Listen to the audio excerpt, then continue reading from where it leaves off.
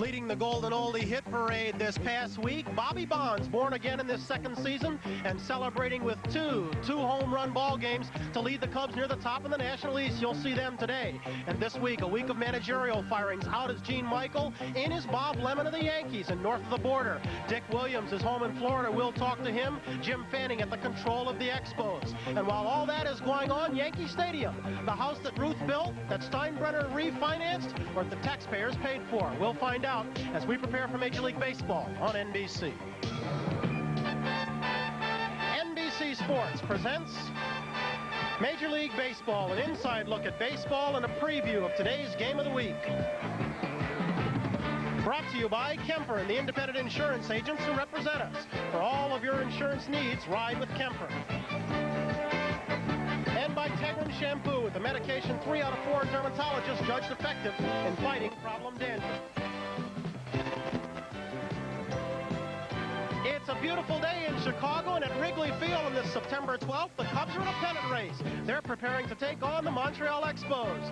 Here at Yankee Stadium, the sun is high, and so is the humidity. The Yankees are at home to renew an old rivalry with the Boston Red Sox. Good afternoon, everyone. Welcome to another Saturday of baseball on NBC. I'm Brian Gumbo. We've got two good ball games on tap, both featuring brand new managers. Jim Fanning heading up the Expos today as Montreal goes against the Cubs in Chicago. Here, the Red Sox are in to take on the Yankees, now led by Bob Lemon. Indeed, it was the managerial firings this week that took center stage. Gene Michael on Sunday, ousted by George Steinbrenner. And the new boss of the Yankees is a man who's been here before. Bob Lemon comes in, this time for his second tour of duty. He knows what it's all about. He's won with this club, and yes, he says he has won with a man with whom he's had no problems. George. All the things you read about and everything has never come about with him or myself. And I mean, this is the only baseball club in the world. You know, they're the Yankees. One managerial firing was followed by another. Dick Williams, after 5 years in Montreal, was ousted as head of the Montreal Expos, this after 2 second-place finishes. The man who takes over is the man who guided all the Expos' young talent in the farm system. He is Jim Fanning, who has headed up that farm system for years with the Expos, but going into today's game has an 0-3 record. Problems for Cesar Cedeno. He charged a fan in the stands in Atlanta after a fan called him killer, referring to an involuntary manslaughter conviction in the Dominican Republic. Cedeno's wife was seated near the fan. Cesar naturally took exception. He was fined $5,000 and suspended by Chub Feeney, but that suspension was lifted yesterday due to unmitigated circumstances. California Angels outfielder has his own kind of problems. That's Dan Ford. He used an illegal bat in Cleveland. His bat came apart. It was stuffed with cork. They found him out. He got 3 days and a fine of an undisclosed amount. Reggie Jackson, he always manages to find his name in the news. This week, while he continued his torrid hitting, he was brushed back a couple of times by Randy Lurch. None of the Yankee pitchers retaliated. Reggie took exception. It wasn't that big a blow-up. Ron Cey had his problems, though. Watch this pitch from Tom Griffin. It exploded in on the hands. Original guesstimate was that Cey would be out 2 to 3 weeks. Now it's been learned that Ron Cey is out until the 1982 season. How's this fella for a golden oldie? Johnny Bench, 34 years young and swinging a hot bat. Since coming back from a broken ankle, he's had 4 home runs. This one, number 362, surpassed Joe DiMaggio, 27th spot on the all-time list. And here's another golden oldie, Bobby Bonds. He 35 years young. He was only 4 for 20 for the week, but all 4 were home runs, helping the Cubs pull to within a game and a half in the National East. Those were the hot hitters. The hottest pitcher, well, it wasn't tough to determine. He was John Denny. He had a string of 34 2/3 scoreless innings before it was snapped by the Baltimore Orioles. And how's this for a piece of good news? Do you recognize this young man? His name is Travis John. He was in an accident August 3rd. He fell from a 3-story window. He was in intensive care for quite a while. He has now been released from the hospital. Our prayers have been answered. Travis John has no lasting neurological damage, and we're all thankful for that. Managers, they're in and they're out. We're going to take a look at that when we come back. The change of managers here in New York got the most play, but there was a managerial change that was equally important in the National League. Out is Dick Williams. We'll talk to him in a moment. As head of the Expos, in is Jim Fanning. He's standing by in Chicago with our Tony Kubek. Tony? All right, Brian. Jim, Dick Williams is considered one of the really brilliant baseball minds. What can you add to this ball club that he couldn't? I don't know what I can add specifically, Tony. If I have an advantage, it might be that 24 of these players have come through my hands, either in their early stages of development or in case of some of the last players, the Wallachs and Franconas, I signed them, drafted them, and scouted them. So if I have a rapport or any kind of an advantage, it might be for that reason. But I'd like to say one thing about Dick. I don't know that there's ever been a major league manager that I've ever been around who played the players that the farm system delivered like he did. When we told Dick that this guy is ready, or Gullickson or Sanderson or Palmer or Charlie Lee or Wallach, he said, that's good enough for me, and he played them. And I don't know that there's been another major league manager ever who has had that confidence in those of us who run the farm system. Jim Fanning, our thanks to you. Good luck the rest of the year. Hope you'll be back next year. Brian? Okay, Tony, thank you very much. The man Jim Fanning replaced, of course, is Dick Williams. He's standing by at his home in Tampa. Dick, first let me ask you, getting dismissed from a major league job is nothing new to you, but were you surprised to be let go in Montreal? Well, at this time of the year, I was hoping to finish the year, and I figured we had a win and still may not stay there. But I think the Expos figure this is the best thing to do at this time, and I'm all for them. I wish them nothing but success. I enjoyed my 5 years at Montreal. The fans are outstanding. The front office, just great. John McHale and Jim Fanning and Danny Menendez. It's an outstanding organization. Dick, there was a quote out of Montreal that said one of the reasons they made a change was because there was a lack of discipline on the club. That is a strange charge against a Dick Williams team. Well, I think with the demise of the reserve clause, the biggest thing a manager has to do is worry that they get to the park on time, do their pregame work, and then the operation of the ball club. Evidently, the front office saw it differently, and I mean, it's their decision to make. I have no animosity whatsoever, and I wish them well. Dick, once before, George Steinbrenner tried to draft you to manage his Yankees. Do you foresee that as a possibility in your immediate future? I have not talked to anyone at all, Bryant. Nor has anyone contacted me. We'll just have to see what happens. I would like to stay in baseball if at all possible, but and as you know, I did sign for 3 years one time a few years back with the Yankees, which was terminated by the lame duck president at that time, Joe Cronin. But as of this minute, I have not heard from anyone. If the position of the Yankees was offered to you, you would be receptive? I would have to listen, absolutely. One final question. Are you lowering your handicap? I'm afraid not. My son took me for a few skins yesterday, and one good thing about being home at this time of the year, I did get to meet my future daughter-in-law from Calgary, Alberta, Sue Podgurney. She's down here with my son, and this was one good thing. Thank you, Dick. Thanks very much. I know you didn't like the split season anyway. Okay, hello and goodbye. It is musical chairs when it comes to managers. I'm sure this is not what the Beatles had in mind when they wrote it, but the song fits.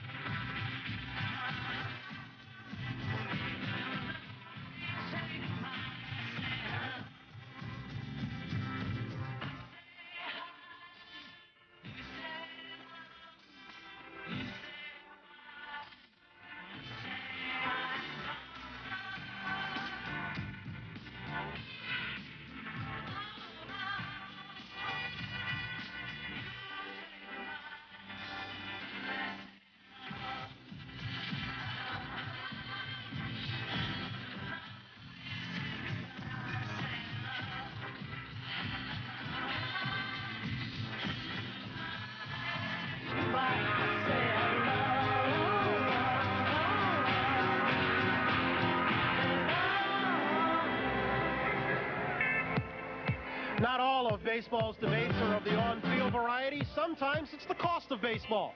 Pete Axtell looks at that when we come back following this message. The experts and fans alike consider it the most respected football show on the air today. For humor, for controversy, for an inside look, join host Brian Gumbel for all the latest scores, highlights, and more. NFL 81. It's as hard-hitting as the sport it covers.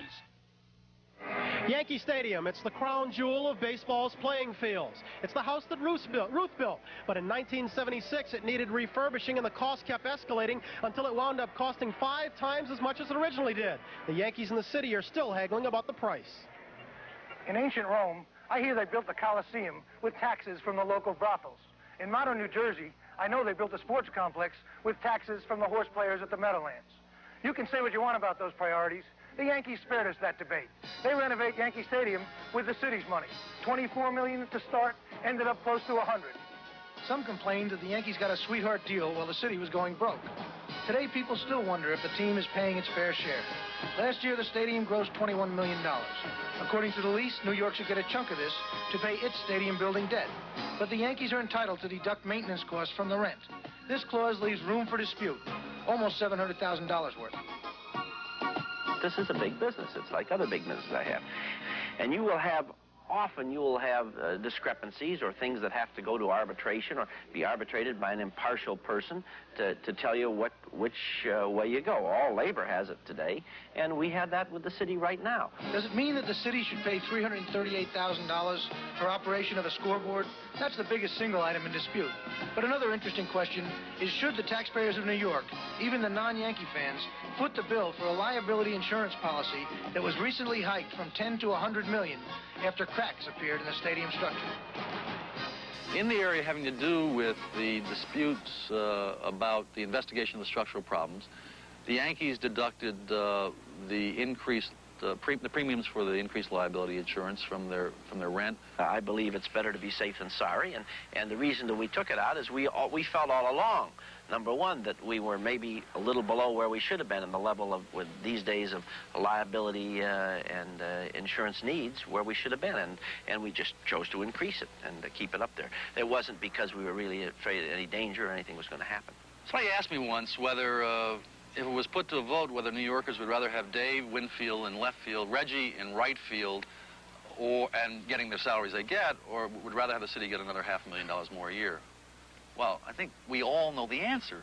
When, if ever, will this stadium really make money for the city?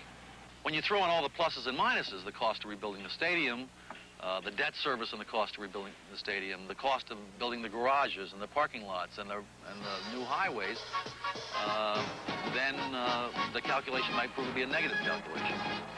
New York's negative calculations matter to people wherever there's a publicly built stadium. Because whether your local minus pool is filled by old-time brothels or modern budget cuts, you're one of the sponsors of your own town's modern Coliseum. We spoke to a person from the Department of Parks yesterday. It seems the Yankees and the city of New York are now very, very close to an agreement, but things have been at a standstill for the last few weeks while the lawyers argue over the legal language of the agreement. In any event, Yankee Stadium in here, and we've got baseball to come. The Red Sox and the Yankees, the Cubs and the Expos. The executive producer of NBC Sports is Don Ohlmeyer. Today's pregame show was produced by David Stern and directed by Andy Rosenberg. Our technical director was Skip Drash. Features producers Les Dennis and Antoinette Macchiaverna. Our associate director, John Libretto. Coming up next is the Expos and the Cubs. Bonson versus Kravik, the Red Sox and the Yankees. Ojeda goes against Russell. I'm Bryant Gumbel. Thanks so very much for joining us in the pregame show. Now, stay tuned for baseball coming up right here on NBC. See Barbara Mandrell, country music's Entertainer of the Year, and the Mandrell Sisters. Then Marie Osmond is back with special guest stars Bob Hope and Nell Carter. And who will be the next Miss America? Ron Ely hosts live from Atlantic City. It's a beautiful night of entertainment, Saturday on NBC.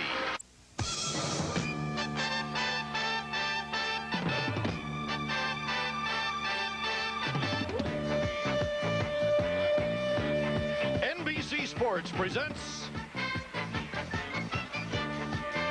Major League Baseball Game of the Week.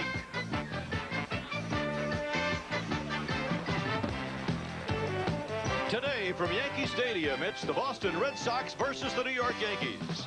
The Game of the Week is brought to you by the Miller Brewing Company, Brewers of Miller High Life. If you've got the time, we've got the beer. By Ford and your Ford dealer who invite you to test drive the EXP, America's new personal sports coupe.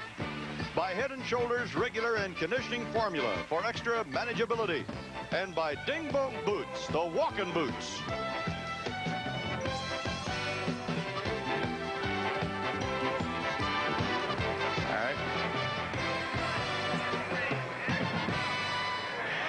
is Yankee Stadium in New York, where names like Jimmy Fox, Joe Cronin, Ted Williams, Carl Yastrzemski, Babe Ruth, Joe DiMaggio, Lou Gehrig, and Mickey Mantle participated in one of baseball's great rivalries. The Boston Red Sox against the New York Yankees, and they're at it again today.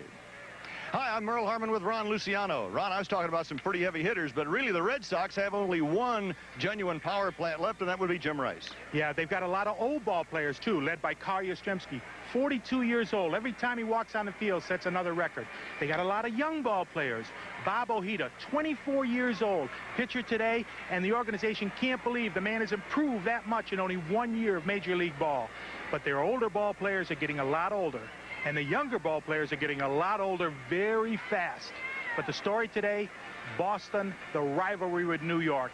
And no matter what we see today, you know Boston's going to give that little extra because of the rivalry. Red Sox manager Ralph Houck is hoping the Red Sox will wind up in the playoffs. We know the Yankees are going to be there because they won the first half. They're now playing under Bob Lemon for the second time. In 1978, he took over the Yankees from Billy Martin and led them to a World Series championship over the Los Angeles Dodgers. Lim is back, and for the time, everything is cool in New York, as they would say. Cool with Reggie Jackson, too. No, hot with Reggie Jackson. He's arrived a little early. He's been carrying a hot bat. Mr. October is having quite a September. The Yankees need that power. They've got the pitching. They've got the best pitching staff in the league ERA-wise. They're under 3. And the bullpen with Ron Davis and Goose Gossage, need I say more. But as Ronnie says, it's the rivalry. The Red Sox and the Yankees. And we'll be back with the lineups right after this.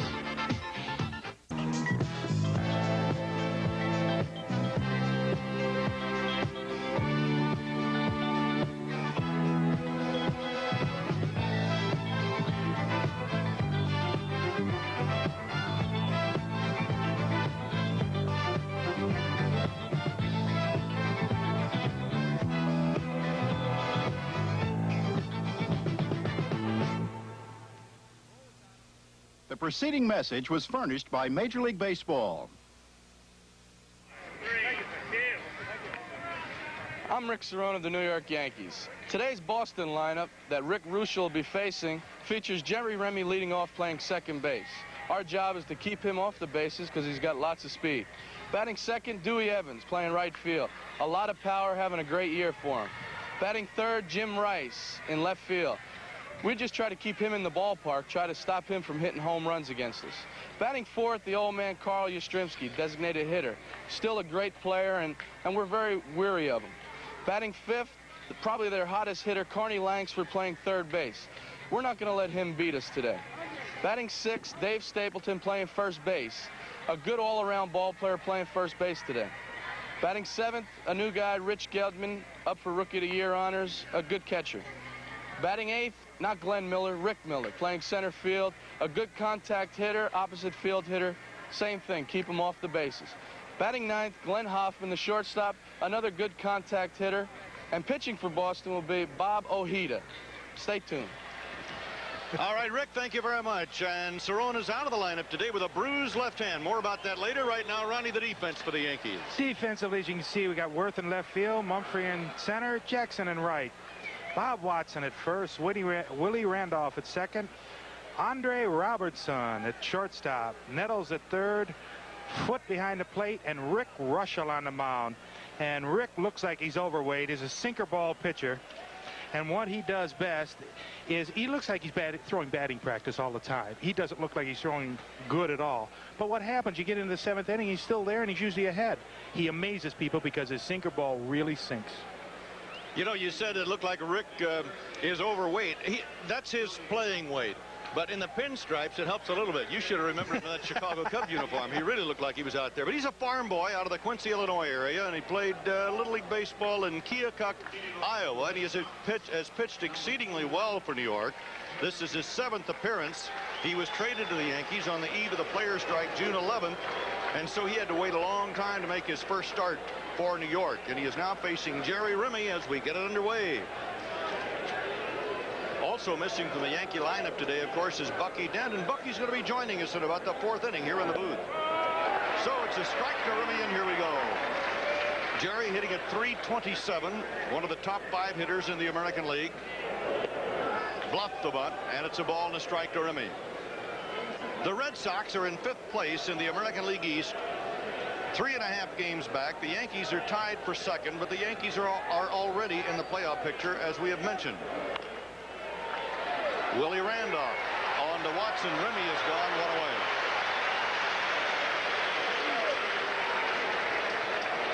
Bob Watson, former Boston Red Sox first baseman, played a year there, declared his free agency, and joined the Yankees. Now Dwight Evans. Talk about a guy having an outstanding year. There are some of his statistics. He's cooled off a little bit because he's been putting more pressure on himself, Ron, trying to carry the club here in the second half of the season. They don't have the big home run hitters, and he thinks that he's supposed to hit home runs now, and he's not supposed to do that. He's way up there. He's got 16 home runs for the year. He's way up there. His job, get on base, hit that ball back through the middle. When he tries to pull it, he's in trouble, and that's what happened. He went into a slump. He tried to pull it. He has not had the patience in this second half. I guess that's the best way to put it. 2 balls, a strike to Dwight Evans. 1 out, nobody on. Top of the first inning. Ted Williams saw him and for years in spring training camp said, that's the best man on this roster. That guy should break every record. He is terrific. Tony Kubek saw him in spring training this year. Look at that back foot, how deep he is in the box. Tony Kubek saw him in spring training this year, and he said, this is the year for Evans. Tony has to be he should be manager. Well, he might be a candidate here in New York. That's Robertson, the rookie, on to Watson. 2 down.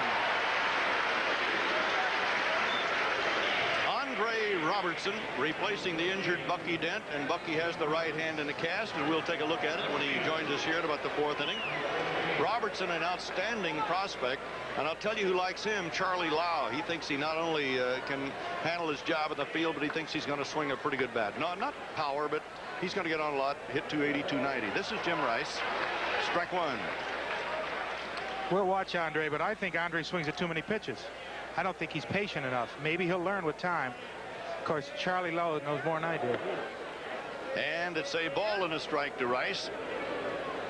One thing about Rice, as you check out his statistics for the year, 13 homers, 49 RBIs, even in a short season, that really doesn't sound like a Jim Rice year, but he just does not have the cast of characters around him anymore that he had when Lynn was in Boston, Fisk was there, and of course Yaz was 2 years younger. Yeah, the thing about, oh, what a pitch! Fooled him completely. He backed away, thought that ball was going to be way inside, a breaking ball. I didn't know Rick had that good a breaking pitch. Indeed he has, and it's a dandy. It fooled him completely. Here it comes. Watch him back out of the way. He thinks it's going to be inside. It isn't. So at the end of the first half inning, we've got 0-0. Next Saturday, rejoin the family as the tough Pittsburgh Pirates battle home run king Mike Schmidt and the Philadelphia Phillies. Or Reggie Jackson snaps out of it in style when the New York Yankees take on the Boston Red Sox. Check local listings. Hi, this is Jerry Remy of the Boston Red Sox, and this is the lineup we'll be facing today for the New York Yankees. Leading off and playing second base, one of the finest second basemen in the game, Willie Randolph. Jerry Mumphrey will be in center field. Lou Piniella will be the designated hitter. Reggie Jackson, who of course is always dangerous, will be in right field. The Bull, Bob Watson, will be at first base. Greg Nettles, who's made some tremendous plays at third base, will be playing third base today. Barry Foote will be the catcher. Dennis Worth will be in left field. And Andre Robinson will be the shortstop today. The pitcher will be Rick Russell. And when Jerry Remy compliments Willie Randolph as being one of the fine second basemen, he can put himself in that same category. Yes, he can. The two of them, they're both up there as the great ones in the league. Pitching today, Bob Ojeda. What a story this kid is. He gained 20 pounds over the winter. His best pitch is a changeup. And last year they waited for it. This year, with the 20 pounds, he's got more beef behind his fastball. And when he throws that fastball, they can't wait for the changeup. He strikes him out with a changeup, throws it any time. And watch for that pretty changeup, and it's going to fool the batters, just like Russell fooled Rice last inning. And Ralph Houck, who one time managed these same Yankees, but is now on the third base dugout as the manager of Boston, really likes Ojeda. In fact, he likes his young pitchers not only with the Red Sox now, but also in the Red Sox farm system. And I don't think it's any secret that the Red Sox personality is going to change over the next year or so, as Willie Randolph leads it off for the New York Yankees, hitting a .232 for the year. Last year, Willie hit .294. And Bob Ojeda, who has won 4 and lost 2, is ready to let it go for the Boston Red Sox. Strike one. He has good breaking stuff. He's got a good fastball. His fastball is clocked at about 86, 87 miles an hour, so he is not overpowering, but he is consistent with the speed. Good breaking ball. How about that one? Remy down for the play, and one away. Jerry Remy, injury-free this year. Last 2 seasons, very tough for this man, and he is part of the heart of this Boston ball club now. The key to the infield since Bertelson has departed to California. Jerry Mumphrey having a fine year for New York. Switch hitter. Came from San Diego, where he also had a good year last season.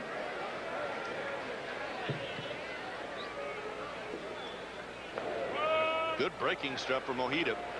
The report is that Mumphrey either has or is about to sign a new contract with the Yankees worth a bundle. How many million? Something like $5 million for 6 years. Nothing in 2. Yeah, but the play he's played for New York, he's worth it. He's put more dimension as a center fielder than they've had in a long time. Now he switch hits. They didn't have that. He's got good speed in the outfield. They had that before. He's also got a speculative arm. We're not too sure about that. But he steals bases. They haven't had a center fielder steal bases since Mantle. Reggie Jackson thinks that he has had, well, in fact, he's been the most consistent Yankee, according to Reggie. Screwball, he turned it over. This kid, he does everything except catch the ball. Does everything well, except when the catcher throws it back to him, he drops it. You know, Reggie talking about Mumphrey being consistent. That he has. He's done his job quietly. But as you mentioned, Ron, the arm is suspect, and most ball clubs are going to run on him.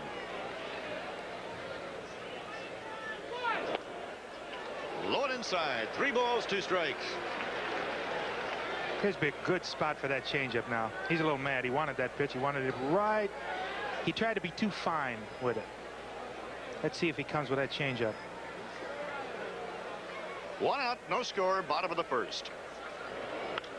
Breaking ball, and he fouled it away. Well, let's see. We got Bucky Dent out of the lineup today for New York. He'll be joining us later on. Rick Cerrone has a bruised hand, but Bryant Gumbel was here to play. He's got a bruised forearm from a ball game yesterday in Central Park.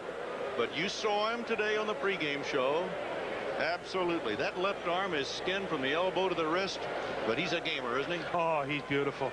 Talked to Bucky, and he's telling him about his injury. Bucky's missing probably the playoffs and the series, besides the rest of the year, and Brian's telling him about his injury. Some kind of nerve by Gumbel. We took care of him pretty good, I guess. He just departed. 3 balls, 2 strikes, 1 out. Jerry Mumphrey from Tyler, Texas. 29 years old last Monday. This is Bob Ojeda, who's 24 years old. Got him. There's that changeup. He took something off in that, and you saw Jerry was just completely off stride. Watch, perfect motion. You think it's a fastball. He's got perfect delivery. Everything's coming except, whoop.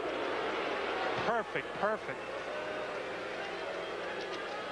Bob Ojeda from Los Angeles, California, and Visalia, California. Ojeda, when I first saw him with a J in there, I thought he would be Oriental. I really did, but no. And when I saw him, I said, "You're Bob?" He said, "Yes, what's the matter?" Look at, he's Spanish descent. 2 down, nobody on. Lou Piniella at the plate. Strike 1. You made a mistake with Piniella one time, too, didn't you? That was beautiful. There he is. There's Jax, Reggie Jax. Boy, he is so good. Yeah, Lou, one time he came up and I said to him in Italian, I said, "Hi, Lou, how you doing?" He said, "What are you talking about?" And I said, "Well, don't you understand your native language?" He said, "I understand my native language, but not yours." I said, "Well, what are you?" And he said, "I'm Spanish." I said, "Strike 3. Foul ball. You said strike 3 before the pitch or after? Before anything. He laughed for 5 minutes. 2 down, nobody on in the Yankee half of the 1st inning here at Yankee Stadium in New York. Bob Ojeda, last year at Pawtucket and Boston, convinced the Red Sox that he was no more than another year away in the minor leagues, and he didn't even spend that much time in the minors. That 20 pounds really helped him. He says he feels so much stronger. He said, maybe I'm not, but I really feel it. Just missed with a breaking ball. You know, Ojeda had been, in fact, the Red Sox were going to call him up prior to the strike, but the Red Sox were on the coast, so they made the decision, well, we'll wait until we get home. The strike hit while they were on the road, and Ojeda stayed at Pawtucket where he was able to pitch, and it really helped him. There's the screwball. 2 balls, 2 strikes to Piniella. But Ralph Houck, we were talking earlier about the change in the personality of the Red Sox. They've always been known as a power club. And he said, we're going to have a little different look in the next year or so. We'll have better pitching, better defense, 3-2, better defense. We'll play a little tighter. And we'll have 1 or 2 people maybe that can pop that long ball. But he said, I really feel good about the future of the Red Sox. I don't. I disagree with Ralph completely. When you've got Fenway Park, which is a hitter's ballpark, you don't get pitching and defense. You play for the big long ball in the big 10 innings. The big 10 runs in 1 inning. The fastball riding away from Piniella. And so Louis is on with the base on balls. So Reggie Jackson, the man who always creates a reaction when he even steps out of the dugout, is up. We talked about him being Mr. September in place of October this year, and of course October is still to come. Yeah, he's so happy now because look at the smile. He knows October is close and he's going to do super. He has upped his batting average 42 points since the strike. 2 down, 1 on. Big breaking ball for a strike. If you ask Reggie, is he near the end of the line, because his contract with the Yankees is up this year, and there's some question that he will sign again with New York. He says, oh, no, I've got some time left. And yet you ask other people, and they say, he's suspect. 0-2. Watch this swing. It's a power swing. It always has been. Perfect stride. He had the weight distributed right in the middle where it should be. He just missed the pitch again. Changeup. And he throws you just a little off. But he's right back into midseason form with the weight, Charlie Lau style, right in the middle of your body when you're in the middle of your swing. No balls, 2 strikes. Ojeda to Jackson. Missed with the breaking stuff. Reggie, George Steinbrenner ordered a physical for Jackson here a few weeks ago, and since that time he's been hammering the ball. In fact, he's had 3 game-winning RBIs since then, and I understand now the entire Yankee ball club will have a physical on the 16th of September. He figures if the physicals work, you use them, huh? Got him. So 2 strikeouts for Bob Ojeda, and the walk doesn't hurt him, and Jackson is gone, and so are the Yankees, and we've played 1 at Yankee Stadium in New York. And it's the Red Sox 0, and after this strikeout, the Yankees 0. And we'll be back after this. That's Yogi Berra on the phone in the Yankee dugout. I don't see Lemon. Do you suppose Yogi's been named manager or something? He's, on the phone? He's talking on the phone. Who's he talking to? Steinbrenner. Where is Lemon? I don't know. That's Rick Rushel. You know that. And leading off for Boston, Yaz, DHing it today. Goes to prove you need a pitcher and a batter. You don't need a manager. 255, 6 homers and 42 runs batted in.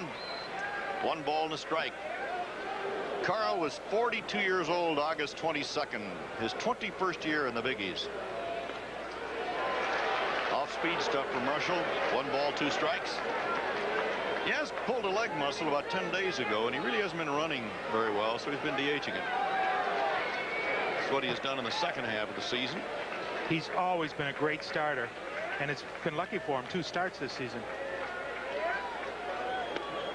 Got the inside corner as Rushel nailed it down.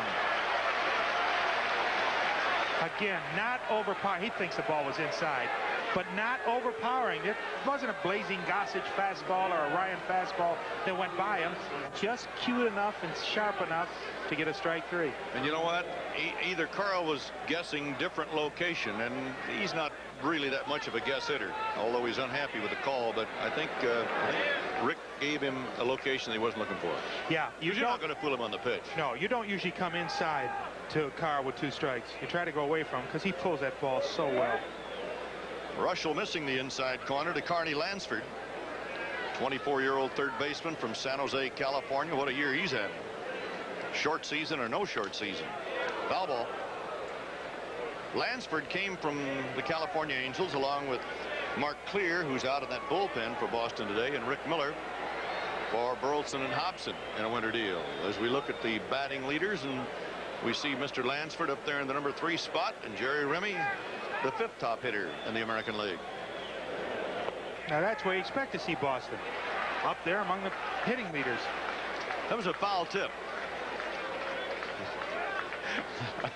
There's nothing, I suppose, that disgusts a batter more than for, to just get a little bitty tick of the ball. And what an umpire does, he hears it.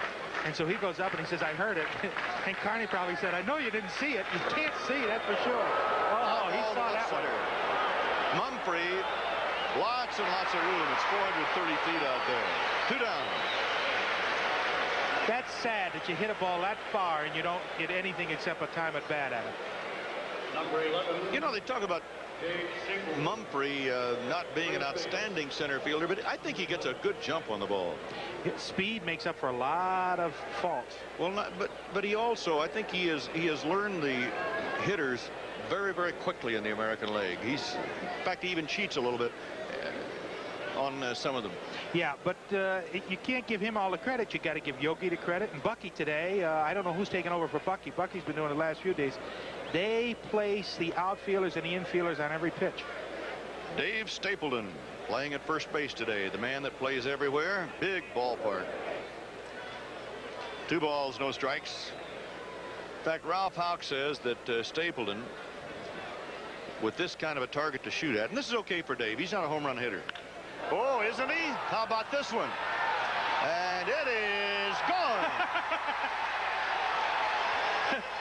All right, Mr. Stapleton. You can't trust ball players. As soon as you say something about it, they do the opposite. He's not a home run hitter, and he just powered that ball. So it's a 1-0 Boston lead, and Russell is saying, now wait a minute. I pitched you to hit the ball away, and you didn't do it. He heard the same thing you did. He's not a home run hitter. So Russell came with a ball that did not sink. See how it stayed up there? Oh, what a play by Willie. That was the catcher Gedman, and Willie Randolph went. He looked like a basketball player with that leap. Went high in the air, stabbed it, and we've got a 1-0 ball game. So the home run, the long home run by Stapleton, 1-0 Boston. The Yankees will come to bat in the bottom of the 2nd. Bob Watson will lead off for New York. I get all kinds in here. Some like it straight, some with a twist, but they all want the best disposable razor. If they like it straight, it's Gillette's Good News razor, the Twin Blade Classic. If they like it with a twist, it's Gillette's Swivel Razor, twin blades plus a moving head that hugs your face. Both shave better than any single blade disposable. Good news or swivel. Gillette puts 2 great shaves at your disposal. So what'll it be? Straight or with a twist? You don't need a haircut, Jim. You need Brill Cream. Brill Cream? Sure. Your hair is short enough, but it's a mess. It sure is. Brill Cream's so concentrated, just a little dab keeps hair healthy looking and in control all day. Look, I'll put a little dab of Brill Cream here. Nothing here. See? Even with the hair blower, the Brill Cream side doesn't fly around. Without Brill Cream, hair flies around. Terrific. You're right. With Brill Cream, a little dab will do you. Come on, guys. I'm all fished out. Besides, it's just about Miller time. It's about that time. It's about that time. I'm going back. The sun's about to set. It's time for the finest beer a man can get. When it's time to relax. pass. One distance clear. If you got the time, we'll always got the beer. Tomorrow, Earl Campbell proves he's no stiff, but don't underestimate this man, Brian Sipe. He can hit the end zone all day. Houston versus Cleveland, what a battle. Or the New England Patriots try to ground the NFC champion Philadelphia Eagles. Check local listings. Bob Lemon is back in the dugout, has been rehired as manager of the New York Yankees after one inning. I don't know where Bob was. That's Charlie Lau, who's seated to his left, to your right. You know, one of the things about Charlie Lau, he's acknowledged as probably the outstanding hitting coach in the major leagues. And I've often wondered why some club hasn't hired Charlie Lau as a manager. And I'll have another comment on that in a moment as Bob Watson leads off for New York. But, you know, Ron, I'm wondering if Lau has not become stereotyped like George Bamberger had at Baltimore. Everybody thought of him only as a pitching coach. And here's Charlie Lau acknowledged as one of the outstanding authorities on hitting. And yet he hasn't managed, but maybe he's got the, maybe it's the same thing with Bamberger. We asked Bambi, why didn't you manage before? He said, nobody asked me. That's one of the reasons. The other reason, he said, I believe in the Peter principle, and that is you should go as high as you're physically able to go and no higher, because when you go higher than that, you become not as good as you were before.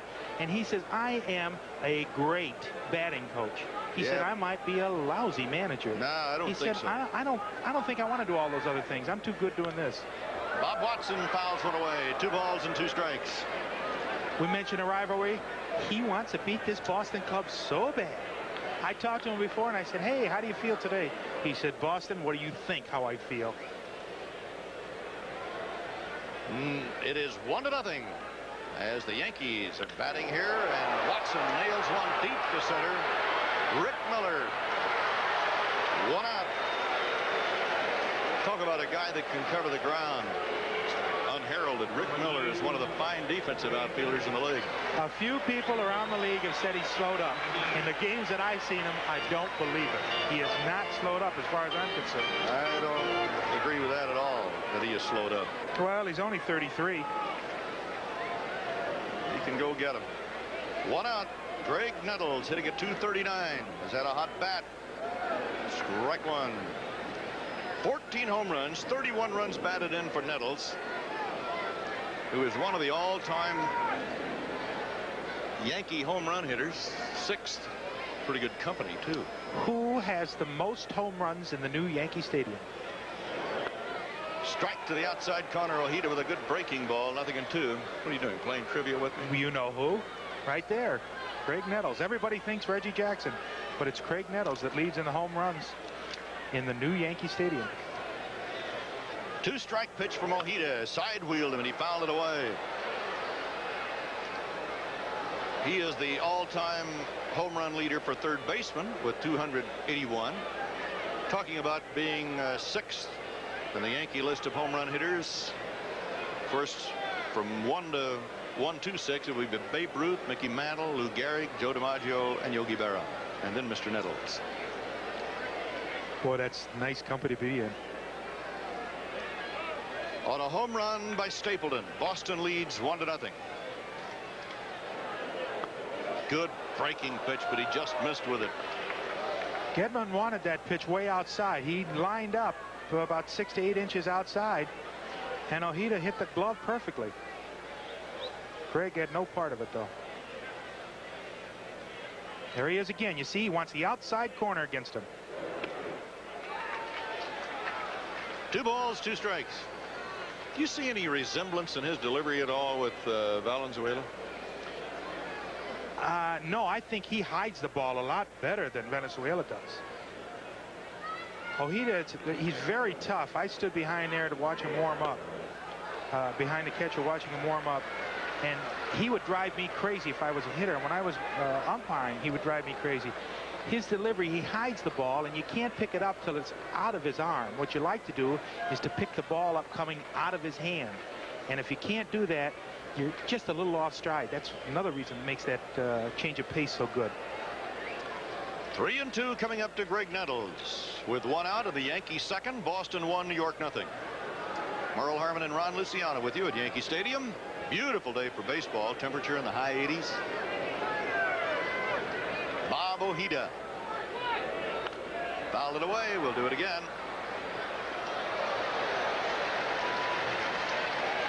Okay, now watch how he gives you the right side of his body. And you can see the right side, but you can't see that left arm. It's hidden behind his whole body. Then all of a sudden it comes out. And by that time, it's too late. Your eyes aren't that quick that they can adjust. And he hides that ball beautifully. Right there, he hit it. Whoa, he hit it beautiful. He fooled Nettles on that pitch. He jumped on him with a fastball and ripped it over the outside corner. Again, Nettles is probably looking for the off-speed pitch, and he hit the ball so well, he just flipped it right by him. And Nettles says, oh, no, darn it. I know it's on the outside corner, but I wish he wouldn't call it. So Ojeda has knocked off Watson and Nettles and now faces Barry Foote, the catcher. Off-speed breaking ball, a little low. Foote filling in today for Rick Cerrone, who's got a bruised left hand. Back of the hand, he says. He said he heard it swinging, and then he re-injured it in Kansas City. One of the Kansas City ball players came around with the back of the bat, hit it on the back of his hand. But I told him it's hurt from Gossage. When Gossage shows that ball, it not only hurts the front of your hand, it hurts all the way through to the back. Ojeda tried to back one up, and he missed outside with it. Ball 2, strike 1. Red Sox 1, Yankees nothing. You saw Ojeda just a second ago shake his head no. This ball's in play. Miller's going to catch it in center field. So Rick Miller is out there again. 3 up and 3 down for New York. And we played 2 innings, and on the home run by Dave Stapleton, the Red Sox lead by a score of 1-0. We'll be right back after these messages from your local station. Potts faces a vicious gang leader in a dramatic martial arts showdown on chips. Then, David Jansen in the most dangerous rescue movie ever made, High Ice, Sunday. Once you set foot on the Bodie plantation, you best set your mind to working. The Bodie plantation was one of the largest cotton plantations in the country. Today on this very site is a United Negro College Fund member school, producing graduates who become doctors, lawyers, and chemists, and your contributions make theirs possible. Saks Fifth Avenue, now open at Oak Brook Center. Oak Brook Center, now the first and last word in fashion. Someday soon, you could very well have the best of everything. But you will have to begin somewhere. And the best place to begin is with the very best beer in the world. The best tasting beer wherever you go. When you think about it, why would you ever have anything else? Come to think of it, I'll have a Heineken.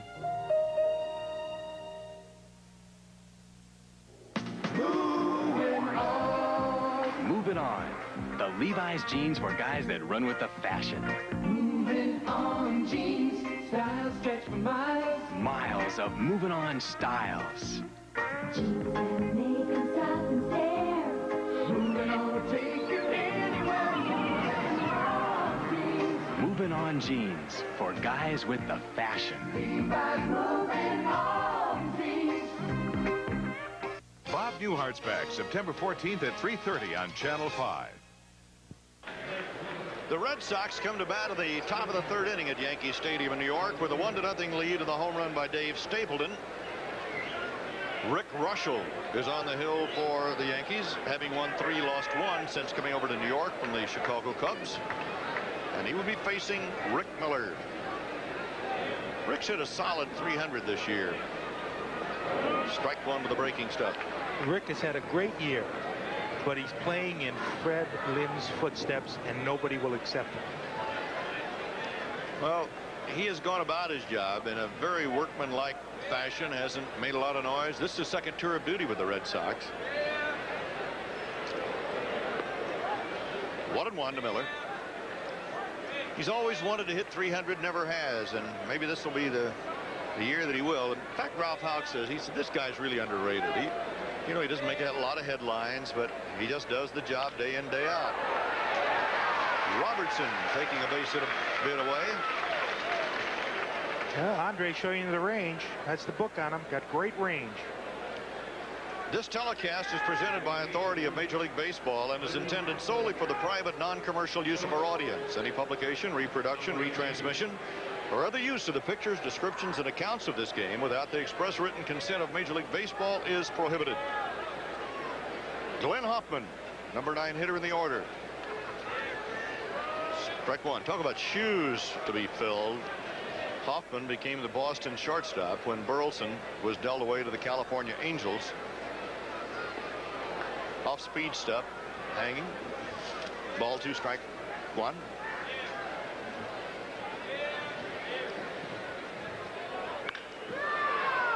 Robertson, can he get him? Yes. Oh.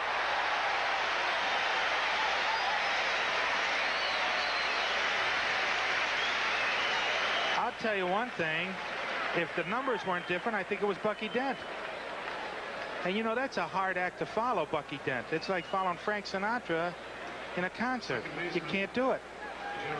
He did everything perfect. Went deep into the hole, set himself, knew he had time, and threw a perfect strike. Look at, he's got him by 3 steps. Hoffman's not that slow. Jerry Remy for the second time. Tough Sunfield in left field for Dennis Worth, but he has no trouble with it. And it's a quick 3 up, 3 down for the Boston Red Sox in the 3rd.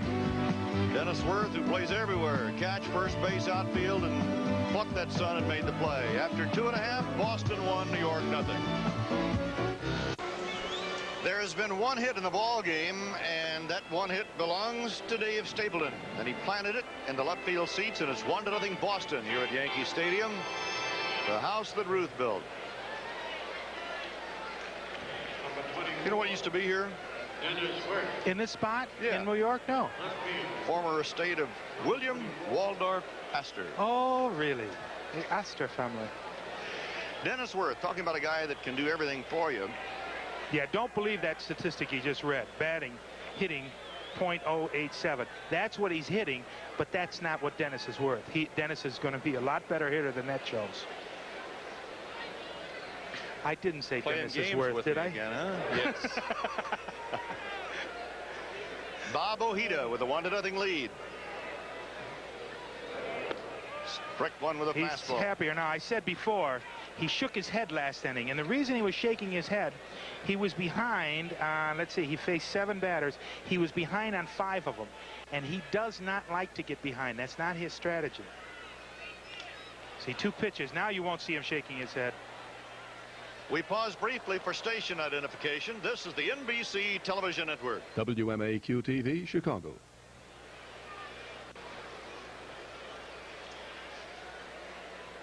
Merle Harmon and Ron Luciano with you at Yankee Stadium, New York. Boston 1-0 on the home run by Stapleton. And Worth takes a good strike down around the knees. Bucky Dent will be joining us next inning, by the way. 3 pitches and 3 strikes. Now that's what Bob's likes to do. See, he's got a little smile on his face now. You won't see any no. Andre Robertson. Talking about Andre a little while ago and the hopes that Charlie Lau has for him as a hitter. He thinks he's going to be okay. Strike one. I don't know. He keeps playing like he did an inning ago. Bucky's going to have that cast off in a hurry and be back out there, you know? No balls, a strike. I don't know if he can hit that well. I'm very suspect when you hear the guy's got a good glove. That usually what does that mean? That usually means he can't hit. You know, it's like when a girl has a great personality. I hate to hear what's coming now. I'm not even going to finish that one. But, you know, like they talk about, oh, the guy's got a good stick. Usually means he's pretty bad in the outfield. Off-speed breaking ball. So 5 strikeouts already for Bob Ojeda. Good motion. Getting back to when they talk about the scouts say great potential, that means the guy's doing nothing, absolutely nothing. He says, oh, I love to listen to these things and read them by the scouting reports. You're mean today, you know? He knows how to play the hitter. You said that earlier with Mumphrey. Knows how to play the hitter. Usually means get a bad arm. Well, Willie Randolph, ball 1, low and outside. Catcher's got a lively arm. What's that mean? I don't know. No control. Throws the ball to center field each time the guy's trying to steal. The pitchers like him. That's what they say about Gedman. The pitchers like him. Bad catcher. Stiff hands. You're tough today. Oh. Randolph hitting at 232 coming into the game. It's Huffman on to Stapleton. 1, 2, 3, Ojeda. And it's nothing across. And after 3, the Red Sox lead 1-0. But let's go back a few years. Bucky Dent against the Boston Red Sox at Fenway for the title, or rather for the chance to go to the World Series. And we'll be talking to Bucky about that when we come back right after this. Bucky Dent has joined us now in the booth here at Yankee Stadium in New York as we get underway here in the top of the 4th inning. Dwight Evans leading off for Boston. 1-0 Red Sox, and the home run by Stapleton coming in the 2nd. Evans grounded out in the 3rd. Bucks, nice to have you with us. It's good to be here. I'd rather be on the field, but it's always nice to be up here. The game looks easy. Nothing to it. Nothing to it. Nothing to umpiring either, if you've noticed. No bad hops. I haven't missed a pitch up here. I haven't done anything wrong. No bad hops up here? None. Evans grounded to short in the 1st inning. Rick Russell is on the mound for New York. Now, you've never played overweight. Doesn't he look overweight? No, that's his pitching weight. And I played behind Wilbur Wood, and he had the same thing. You know, he was heavy, and Rick feels that he can pitch much better at that weight. And when he loses it, he loses a little bit of his strength, he says. Fly ball to left center. Mumphrey says no problem, and it isn't. With 1 gone in the 4th, we'll go to Jim Rice. Buck, it's all over for the year, though. Nothing going the rest of the year for you, huh? I'm done. It's disappointing because, you know, you get so close to the playoffs and the World Series, and that's what you play for, and you make a mistake and hit the base, and you're out for the year. It's not broke, right? It's ligaments? It tore a ligament in my ring finger on my right hand, and they repaired it. Jim Rice up there now. Strike 1. You play a little deeper on this guy, Buck? No, I play about right where Andre's at. This guy's scary, though, when he hits the ball. Hits the ball so hard on the ground that it's unbelievable. There's certain guys that, you know, they seem to hit the ball harder on the ground. Harmon Killebrew was that way. Does it hurt more? Can you feel it in your hand? Rice hits that ball a long way, but it's a long way to the wall. Dennis Worth again handling the sun and the ball. And there are 2 down. So Russell takes a great big deep breath, because when that ball left the bat, it looked like it might have a chance to get to the wall. Can you feel it more? Well, the ball spins more. You know, it doesn't hurt your hand, but it seems like it just gets on you quick. The same on the turf. But Killebrew, I think I've made more errors on his balls than anybody else, because he just, I mean, he can hammer them. Carl Yastrzemski against Rick Russell. Shot to right. Jackson off the wall. Reggie will try to hold him to a single, and he will. Could he have caught that ball? I don't think so. I think he made a nice play. He made a great play on it, but remember, Carl's got that pulled hamstring. The guy. Okay, Bucky, the ball, he looks like he came up short. He was still on the grass.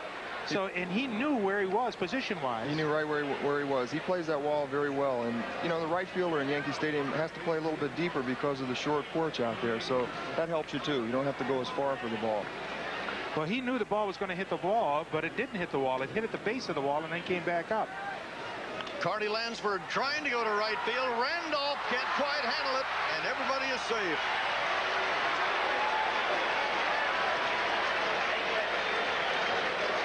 It'll be a base hit for Carney Lansford. Carney loves to swing at that first pitch. Randolph does everything right, but it hits on the heel of his glove. And when he tries to pull it in, it bounces off in his chest. Chases it down, no chance to get it. You saw right off the heel, and it bounces off his chest. And boy, that's sad, because he made that beautiful play earlier in the game.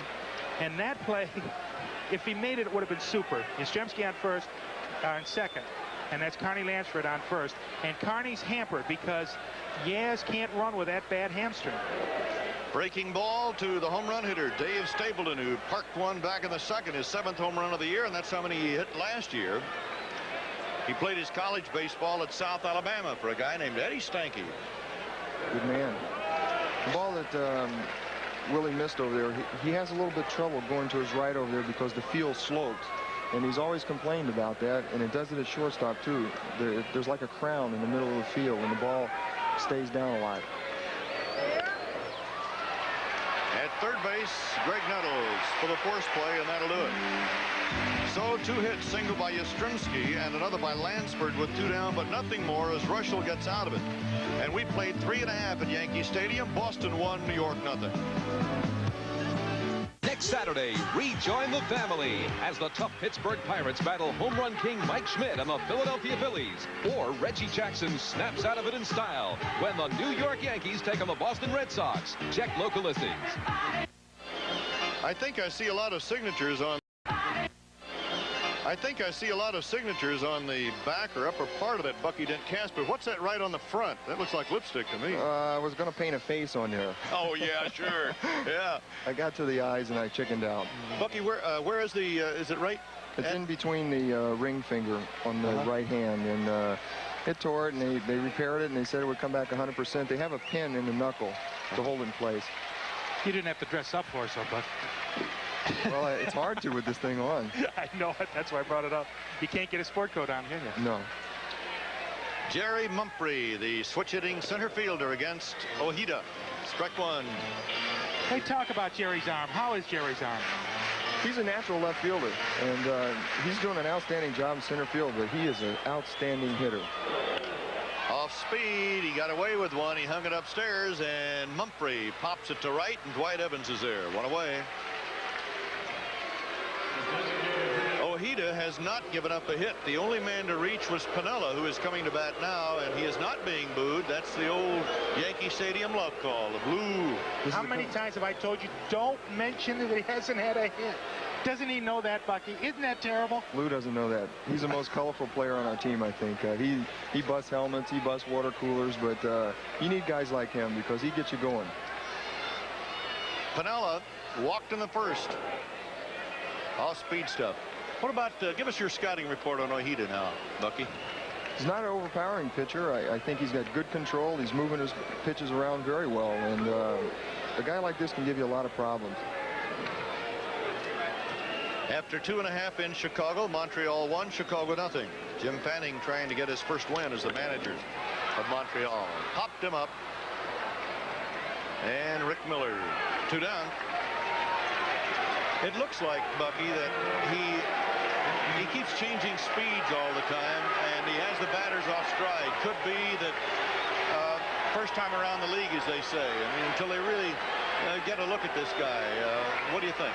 I think that you hit it right on the nose. Our club's never seen, you know, Ojeda pitch, and it takes a time around. Reggie struck 1. He struck out in the first.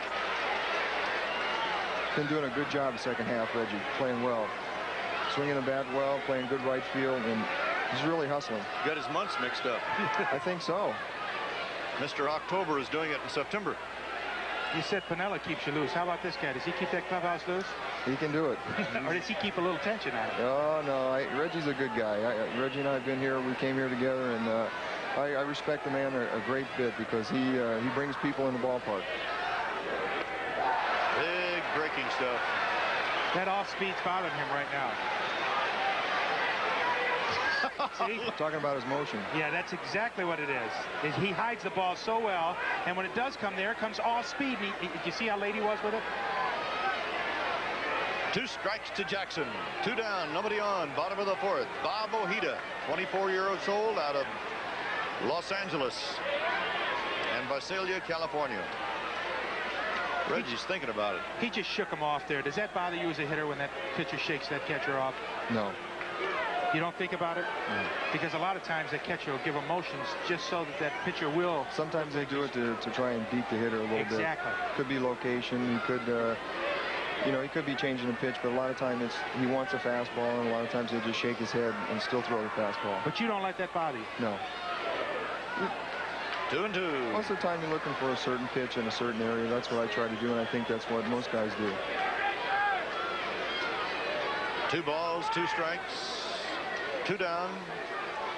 The only run of the ball game coming off the bat of Dave Stapleton, who slammed one into the left field seats in the 2nd inning for his 7th home run of the year.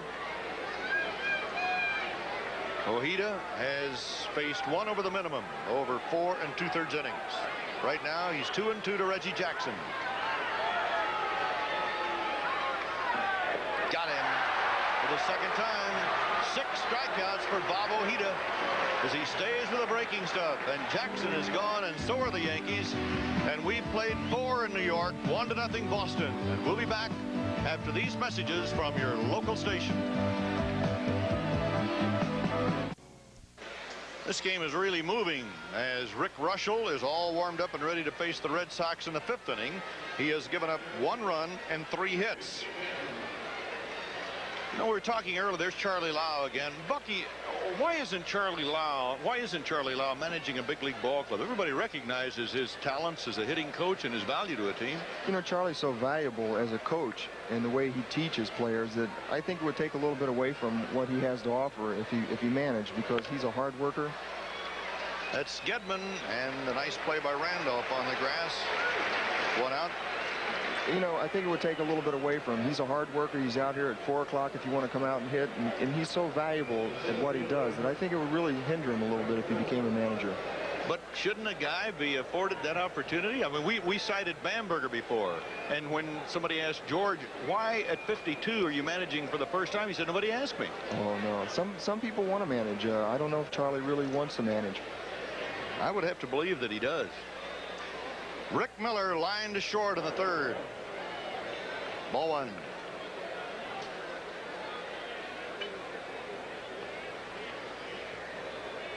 Miller, second time around with the Red Sox, came into the game hitting at .302. Sounds a little tough. That's why they're wearing the makeup, so to speak, today. After 3.5, Montreal 1, Chicago 0. Rick Russell, the ex-Cub. Down low, 2-0. Through the 4 innings, Russell's only thrown 45 pitches and 29 of them strikes. Ojeda's, on the other hand, has thrown 54, 35 strikes. At the knees. Rick looks like he's showing batting practice. So easy. Glenn Hoffman to follow, then Jerry Remy. Rick and his brother Paul both pitched for the Cubs at one time. Then Paul went over to the Cleveland Indians. Oh, comebacker. 2 down.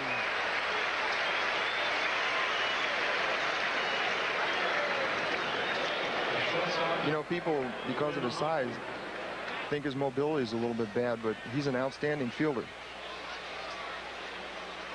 He shows it right there. Be tough to hit one through there. The guy's about 6'4". Ooh. He's wide enough, too. He can block that alley pretty well.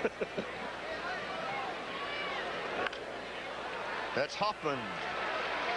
Andre Robertson to Watson. Quick 1, 2, 3.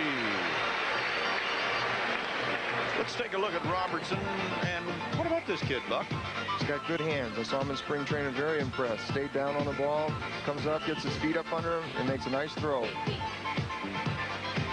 He's a threat, huh? Could be. Buck says, yeah. So we'll go to the bottom of the 5th inning. Boston 1, New York 0. Bucky Dent, the Yankee shortstop, who's on the disabled list, is with us today. There's your old roomie, Buck. I've been with that guy a long time, and they call him the goose, but I call him the animal. And I've seen him when he goes to the mound. He is like an animal. If he gets traded, you get traded, huh? Oh, I got to go right with him. Were you in the minor leagues together with the White Sox? We started together in the rookie league in 1970. We've come right along. Bob Watson. Nettles and Foot against Ojeda. Popped him up. And Dwight Evans. Easy play. 1 out. This guy's making the game look too simple. Bob Ojeda has permitted only 1 man to reach. That was Spinella, who walked in the 1st. We are now in the bottom of the 5th. And Greg Nettles, who struck out in the 2nd, is the batter. How about the rivalry? Bucky, it hurts not to be in there, I know, but does it hurt a little more not to be in there against Boston? It sure does. Boston, it's always a big series, and for some of the players that, you know, are new to our ball club like Winfield, it's got to be exciting for them because it is a big rivalry. Brings that adrenaline out in you. Dave Winfield out with a sore shoulder right now. He doesn't miss many games. 1-0.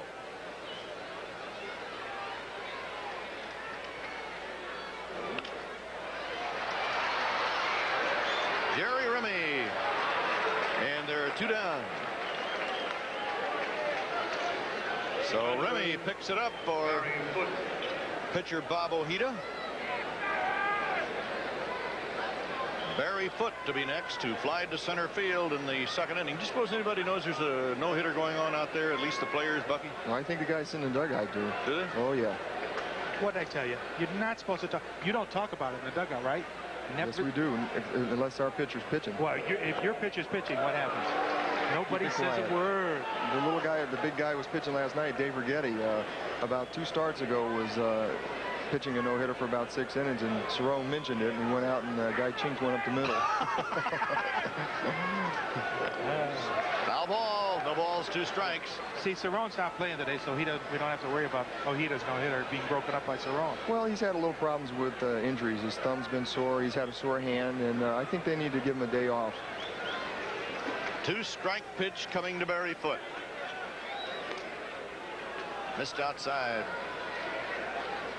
All left-handers have the natural riding fastball that's going to move away from the right-handed batter. At least it seems like they do. Then you get a guy that really turns it over, gives you the old screwball. 1 ball, 2 strikes. I don't know why it is, but it seems like all left-handed pitchers wear their hat crooked. I get on Rudy May all the time because I say, would you put your hat on right? They always tilt it to the side, it seems. You know, left-handers do everything a little odd. I hope that's no indication. 2 balls, 2 strikes. Have you noticed when Ojeda gets the 2-strike count, then it looks like he really tries to go to his spot to nail it down, and he just barely missed, low inside on that last pitch to Barry Foote. Took a little off. Hoffman on to Stableton. Another perfect inning for Bob Ojeda as he rolls on. He has permitted only 1 man to reach. That by a walk. We've played 5 at Yankee Stadium, New York, and the tension is going to start building here because it's the Red Sox 1 and the Yankees nothing. It's in the high 80s in New York, but rookie Bob Ojeda is hotter than that. He has no-hit the Yankees over the first 5 innings, and he cools off a bit in the dugout. Next week on NBC's Major League Baseball Game of the Week, perennial rivals clash as the Pittsburgh Pirates meet the world champion Philadelphia Phillies. And some of you will see another great rivalry as the Yankees meet the Red Sox at Fenway Park. So check your local listings for the game in your area. Next Saturday, 2 o'clock Eastern, right here on NBC Sports. Jerry Remy leading off for Boston. 1-1. Russell has made 1 mistake, and Stapleton jumped on it and hit one of the left field seats for the game's only run. And a strike to Remy. 1 ball, 2 strikes. Got a little rivalry going on the truck today. Some Yankee fans and Red Sox fans in our truck. You know that? Andy Rosenberg, our director, native of Boston. Mike Weissman, our producer, native of New York. 1 ball, 2 strikes. Let's keep the equipment together. Somebody came up with a souvenir. That's all. Crowd wants something to yell about. Foul ball, anything. Mr. Ojeda keeps going. They'll all be yelling. Bucky Dent to Bob Watson, or rather Jerry Remy to Bob Watson. Bucky Dent is our guest here this afternoon. Bucky with a hand in the cast, the Yankee shortstop who wants to be on the field but will watch the playoffs and everything else this year from the grandstand, I guess. Now, he's got soft hands. Everybody thinks about Watson as a great hitter. He's got very soft hands for a first baseman. Good first baseman. Picks the ball out of the dirt very well. That's important for me. 1 hopper to Nettles.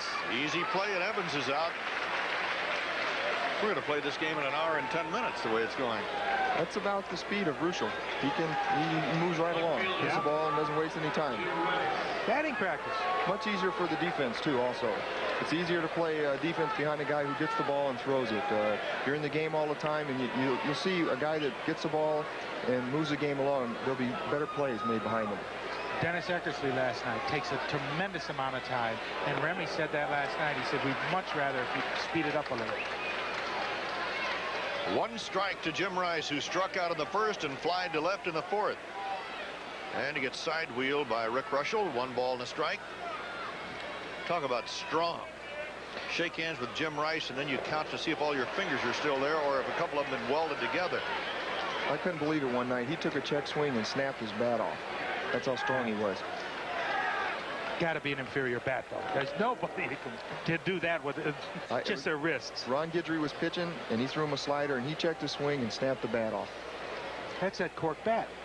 I don't know what it was, but I tell you what, it was impressive. Rick Russell, 1-2 pitch to Jim Rice. Got him. Foul tip, though. He's still alive as Barry Foote couldn't hold on to it. Said it before, one of the few men that I worked behind as an umpire that I was scared when he foul tipped the ball because the ball comes off so fast. Okay, he held on to the ball. They asked for help. The umpire came down and said, definitely held on long enough. The man is out. We've got another strikeout. We got to check that one out one more time. Oh, thank goodness for the video. Look at the power through that bat. He caught it. Yes, voluntary release. Voluntary release. That's the prerequisite you go by. And he voluntarily released the ball out of the glove hand. It went into the other, and it's still 1-0. And you heard it from an umpire. They say you always look at the bottom line. So look at the bottom line. That's what's happening to the New York Yankees today as Bob Ojeda is just one batter over the minimum. The only man to reach was Piniella, who walked in the first, and he is now facing Dennis Worth, the left fielder, then Andre Robertson and Willie Randolph. Bottom of the 6th inning, and the Yankees are up 1-0 Boston. Strike one. He just keeps changing speeds. And after the 2nd inning, he's starting to get ahead of the pitchers, which he liked a lot better. You notice he's not shaking his head as much. He is shaking off Gedman a lot, though. Look at how many times he's taking the signals from the catcher. No balls, 2 strikes. Got him on the fist. He is moving that ball all over the place. Staying ahead of the hitters, which is very, very important. No balls, 2 strikes. 1-0 Boston. Bottom of the 6th.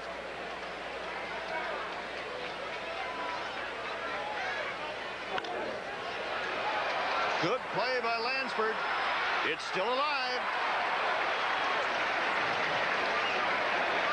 Carney Lansford throws out Dennis Worth. You can feel the tension in the ballpark. When he goes down, it gets quiet. And he comes up and throws, and then everybody goes, ooh, darn. Because he did get him just by a half step. You saw it there. But you can really start to feel the tension in the ballpark now. Strike one to Robertson, who struck out in the 3rd inning. Here's a guy that may be after your job, Bucky. I hope not, but it looks like that way. He's a good little player. I'm really happy for him. He's got a chance to get some experience now, and he's doing a good job. He's taking advantage of it. I've tried to help him a little bit, positioning people, and I think he's going to be a good little player. He needs to be a little more patient at the plate. All right, we said it 30. He's too aggressive. He strikes out too much. Like right there, he's got to look at his pitches more, don't you think? Take a few more pitches. Fly ball to left, and Jim Rice is there. Down go the glasses. Out number 2. That's 15 in a row that Bob Ojeda has cut down. Remember, the only man to get aboard was Piniella, who walked in the 1st. You're right. He has to be a little more patient. He's the kind of guy that's going to have to get on base a lot. There's a good example right here, Willie Randolph. He's got to be like him.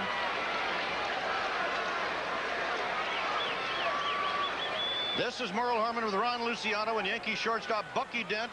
We're in the bottom of the 6th inning. The Yankees at bat. They have not been able to get a base hit off this man, rookie Bob Ojeda, a 24-year-old native of California, who has a 1-0 lead on a home run by Dave Stapleton in the 2nd, coming off Yankee starter Rick Russell. So it's 1 ball and a strike to the batter now with 2 down. Willie Randolph, as Ojeda, who is after his 5th one of the year, has just done a masterful job. He has retired 15 in a row now. The only man to reach to prevent this from being a perfect game today was Piniella, who walked in the 1st inning. Fly ball to right. It's Evans near the track. And the no-hitter is still alive. 3 up and 3 down for the Yankees in the bottom of the 6th inning as Bob Ojeda is going to start feeling the pressure as the innings wear on. So at the end of 6, Boston 1, Yankees nothing. So Bob Ojeda goes into that dugout with a 1-0 lead. The home run by Stapleton in the second doing it, and we'll be back. NBC's Get High on Yourself Week is a celebration of the human spirit. So take pride in yourself. Get high on yourself. The week starts Sunday, September 20th on NBC. Bob Ojeda, possibly on his way to glory here in New York. A win is a win, but a no-hitter is something else, and Bob Ojeda has no-hit the Yankees over the first 6 innings. By the way, have either of you fellas ever been involved in a no-hitter? How about you, Buck? I've never been involved in one. I've seen 3 close ones where it's come down to maybe the last batter, and the guy got a base hit. Here at New York or Chicago? 2 in New York and 1 in Chicago. Carl Yastrzemski against Russell, strike 1. Yaz struck out in the second. Then he singled to right field in the fourth. How about you, Ronnie? Did you ever umpire a no-hitter? I called one behind the plate, Nolan Ryan against Detroit, and you knew from the first pitch in the first inning, the first pitch was a curveball, and it bounced off the catcher's knee, and he said, I've never seen the ball break that much. I called it a ball, and he said, I don't care what you call it, because he's got something today that nobody else has. All right. Now, what does Ojeda have today? Is he looking like a no-hit pitcher? He is spotting, I think, his changeup, which is his big secret. If you can spot your off-speed pitches, it makes you triple as effective, because then you don't have to be that perfect with a fastball. What do you think, Buck? I believe you're right. He's moving the ball around. He's changing speeds very well. We could be seeing history in the making. And in the meantime, poor Yastrzemski gets another strikeout. 1 out and nobody on in the top of the 7th inning, and Yastrzemski will be succeeded by Carney Lansford, who will face Rick Russell, who is pitching a great game. 3 hits, one mistake, and Stapleton rode it into the left field seats. Here's Carney Lansford right now, who has one of the 3 hits. You know, Ojeda's last outing was against Detroit, and Morrison pitched 1 great ball game, and I talked to Houck before the game, and Houck says Ojeda should have won. Our team lost it for him. He says he made 1 mistake, a home run. He lost 2-1. He said, but Ojeda outpitched Morrison, and he's doing Morris, Jack Morris, yeah. And he's outpitching Rick today. And Rick, like you said, Rick's been pitching a 3-hitter. 2 balls and a strike, 1 out. 62 pitches for Rick, only 42 strikes. 2 balls, 2 strikes. You know, I think Bucky made an interesting comment a little while ago about when a game is moving this quickly, the defense responds accordingly. Everybody's alert, and when everybody's making the plays, maybe we'll have a no-hitter yet. That's both clubs. Foul ball. I mean, the pace of the game for both clubs is very, very rapid. You stay in the game much better. When I played in Chicago, Wilbur Wood, Jim Codd, good guys to play behind because they moved the ball around. They got the ball, they got on the mound, and they threw it. They didn't drop the rosin bag, walk around 4 or 5 times. It makes you get back on your heels. 2 balls, 2 strikes, 1 out, 1-0 Boston, 7th inning. Missed the corner. And this guy misses with a pitch. He doesn't miss much. You can see right there. I was very, very impressed the first time I played defense behind this guy. We call him Big Daddy. Big Daddy? He looks it, too. He's got as many chins as I have. Oh, I don't know about that. I see a couple of extras there. Hopper, short right, might be a problem. Nope, Randolph is there. Willie's one of the best second basemen I've seen going back on pop flies. He can cover some ground. Right there, that crown you were talking about earlier did not bother him at all. No, it's only on ground balls. The ball seems to stay down, and it gives him a little bit of problem, and it gives me a little problem when I go to my right at shortstop. And I was talking to Larry Milburn about it the other day. He asked me, what ball gives you the most problem? I said, the ball to my right. You watch the concentration on that last play.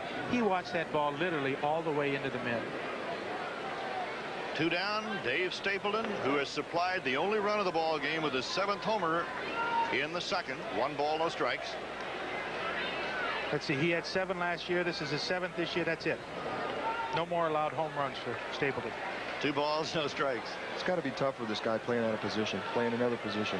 You know what Ralph Howe called him? Gil McDougall. Now, you're not old enough to remember, but Merle and I remember. Gil McDougall played third base, short, and second, and every time he played, they'd say, oh, second base, that's his best position. Then he played shortstop, and he's even better at short. Then he played third. That's the way with Stapleton. Very valuable guy. Fly ball to left, hooking near the foul pole in the stands. Out of play. 2 balls, 2 strikes. Dennis Worth giving it the chase. Talk about a guy who plays all the positions. Here's a guy that does. Dennis Worth catches, plays first base, probably third. I don't know if he's played third base this year or not, but can play in the outfield for you. That's my roommate. He keeps me in stitches all the time. All right, now you tell me what he's got all those gloves sticking out of his back pocket for. Well, he might have to go to right field. No, but do you really need that many batter's gloves sticking out of your back pocket? Looper to right, and Jackson will have to play it for a base hit and plays it for extra bases. Stapleton heading for third, and he'll be on there easily. Could have lost that ball in the shadow over there. Yeah, it's still September. It's not October. That's why. If it was October, he wouldn't miss that. So a single and a 2-base error on Reggie. All right, I can see the shadows. Might hamper him. No, he did not get in front of the ball. He did not get in front of it. Right there, he should have taken one more step. Bounced off to his side. Here's Gedman, the catcher, 0 for 2, has been robbed by Willie Randolph. A line shot that Willie pulled down and then grounded out to Randolph. 1 ball, no strikes. This could be a very big run right here. 2 down. They're going to give him a hit and 2-base error. Okay. You're scoring at home and hit the 2-base error on that. And you're right, Bucky. This could be a very big run. There's enough pressure trying to pitch the no-hitter, but to try to pitch a shutout against a 1-run game, it's even more pressure. 2 balls, a strike. I'm going to take the opposite side on that. Oh, because maybe he'll relax a little bit if he has more than 1 run, and then it might cost him. I mean, just for the sake of argument. No, I disagree. There's no way you can relax when you've gone 6 full innings with a no-hitter. You're not going to relax just because it's a 2-run lead instead of a 1-run lead. I disagree, but you could be right. You haven't been all year, but you could be. I know when I'm playing defense. I know when I'm playing defense that if a guy's pitching a good game and it's 1-0, I try to tell myself, don't give him any more. There's the hit. There's the run. So Stapleton is home. Boston 2-0. And the error was very costly as Gedman drives in his 20th run of the year. Stapleton scoring from third base after a single and a 2-base error by Reggie Jackson. So Reggie has felt the brunt of the fans here after committing that 2-base error, which cost a run. Buck? He's been playing really good defense, so I got to give Reggie a lot of credit. He's done an outstanding job. That ball, could have lost it in the shadow, could have took a bad hop on him. But overall, he's been playing very well since the All-Star break. Rick Miller now. Outside the ball. Now I know why the pitchers say they like Gedman. He can get base hits for you when he wants. You know, Walt Reniak, who's the batting coach for the Red Sox and a good friend of Charlie Lau's, really likes Gedman. He thinks he's going to be some hitter. I don't know. He's catching a no-hitter. Oh, great play by Watson. And what a play by Andre Robertson, the shortstop, to keep the foot on the bag to get the out. So the Red Sox get a run with 2 hits in Reggie's error and 1 left on. We go into the bottom of the 7th. 2-0 Boston. Now another installment of the 7th inning stretch. Spice presents. The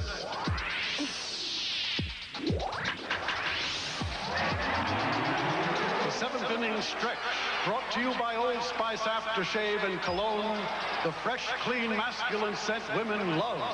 Roy Campanella first turned pro at age 15 and was always overjoyed that someone would pay him to play baseball. Roy was forever burly and squat, a catcher by default. The strength of his throwing arm was no surprise, but he was also a dancer behind the plate. At the bat, Roy menaced National League pitchers for 11 years. In 1953, he smacked 41 homers, the most ever by a catcher. Roy was MVP 3 times and bellwether of 5 Dodger pennants. Then in 1958, Roy was fortunate to survive a tragic car accident and has since been confined to a wheelchair. Through it all, Roy never lost his spirit. And Roy Campanella remains today, just as before, a beacon of joy and good cheer. 2 good ball games going on today on NBC. Out in Chicago, Montreal leading Chicago 1-0 after 5 innings. And here in New York, rookie Bob Ojeda, this is what he has done. No runs, no hits, 1 error for New York. That error coming in the 7th inning. which cost the Yankees a run. It was unearned, but Boston has a 2-0 lead for Ojeda as he gets ready to go into the middle of the Yankee batting order. Jerry Mumphrey will lead off, followed by Lou Piniella and Reggie Jackson.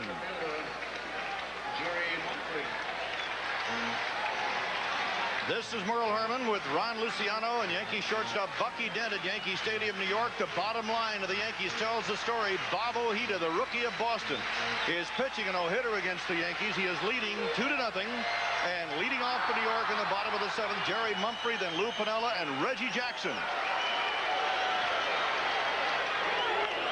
Pop foul out of play, first base side. The tension has started to mount.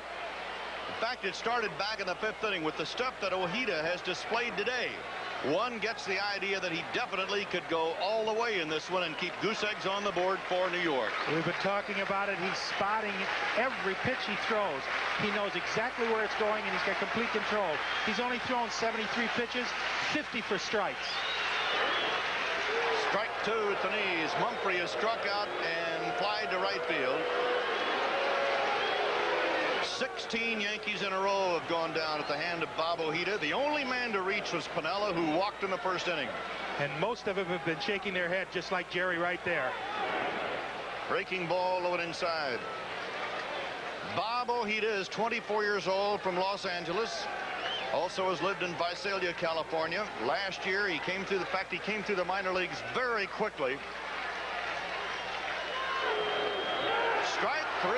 That is the 7th strikeout for Ojeda. 1 out in the bottom of the 7th inning. Ralph Houk says that Ojeda is one of the fine prospects to come up in a long time. He is one of many in the Boston Red Sox organization, he feels. Ojeda has won 4 and lost 2. His earned run average for this year is 1.50, which tells you how effective he has really been. Yes, he's been very effective. He put on 20 pounds over the winter, worked out with a novelist, and what it did, it beefed up his fastball. So now his great changeup looks even better because he spots it like he did right there, and he can zip that fastball by you, makes his off-speed pitches that much more effective. Lou Piniella, who was on base with a walk in the 1st, is the only Yankee to reach against this young fella. Breaking ball going for the corner, and he missed it, and it's 1 ball and 1 strike. Bucky Dent, the Yankee shortstop, is out for the year. His right hand is in the cast, and he is up here with us, watching and probably feeling, if I were only down there, I'd like to take a few shots at this guy. And it's 2 balls and a strike. Reggie Jackson is waiting to bat next. He has struck out twice today. He committed a costly error in the 7th inning. After a single by Stapleton, the ball got by Reggie. Stapleton wound up at 3rd, scored on Getman's single. Stapleton homered in the 2nd for the other Boston run. Foul ball, 2-2.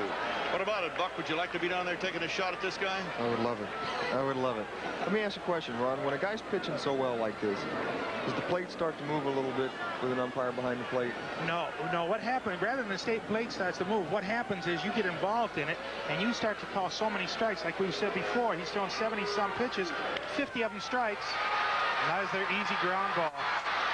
Hoffman to Stapleton, 2 down. The no-hitter continues, and he's got 7 outs to go. And now he's going to face Reggie Jackson. And he has fanned Reggie twice, and the fans are on Reggie because of the 2-base error, which set up the 2nd Boston run of the last inning. So you get involved, but as an umpire, and what happens is you start to throw strikes, you start to raise your hand almost automatic. And he's going to get a little wider plate because you're used to calling strikes. Also, we feel that tension just as much as any ball player.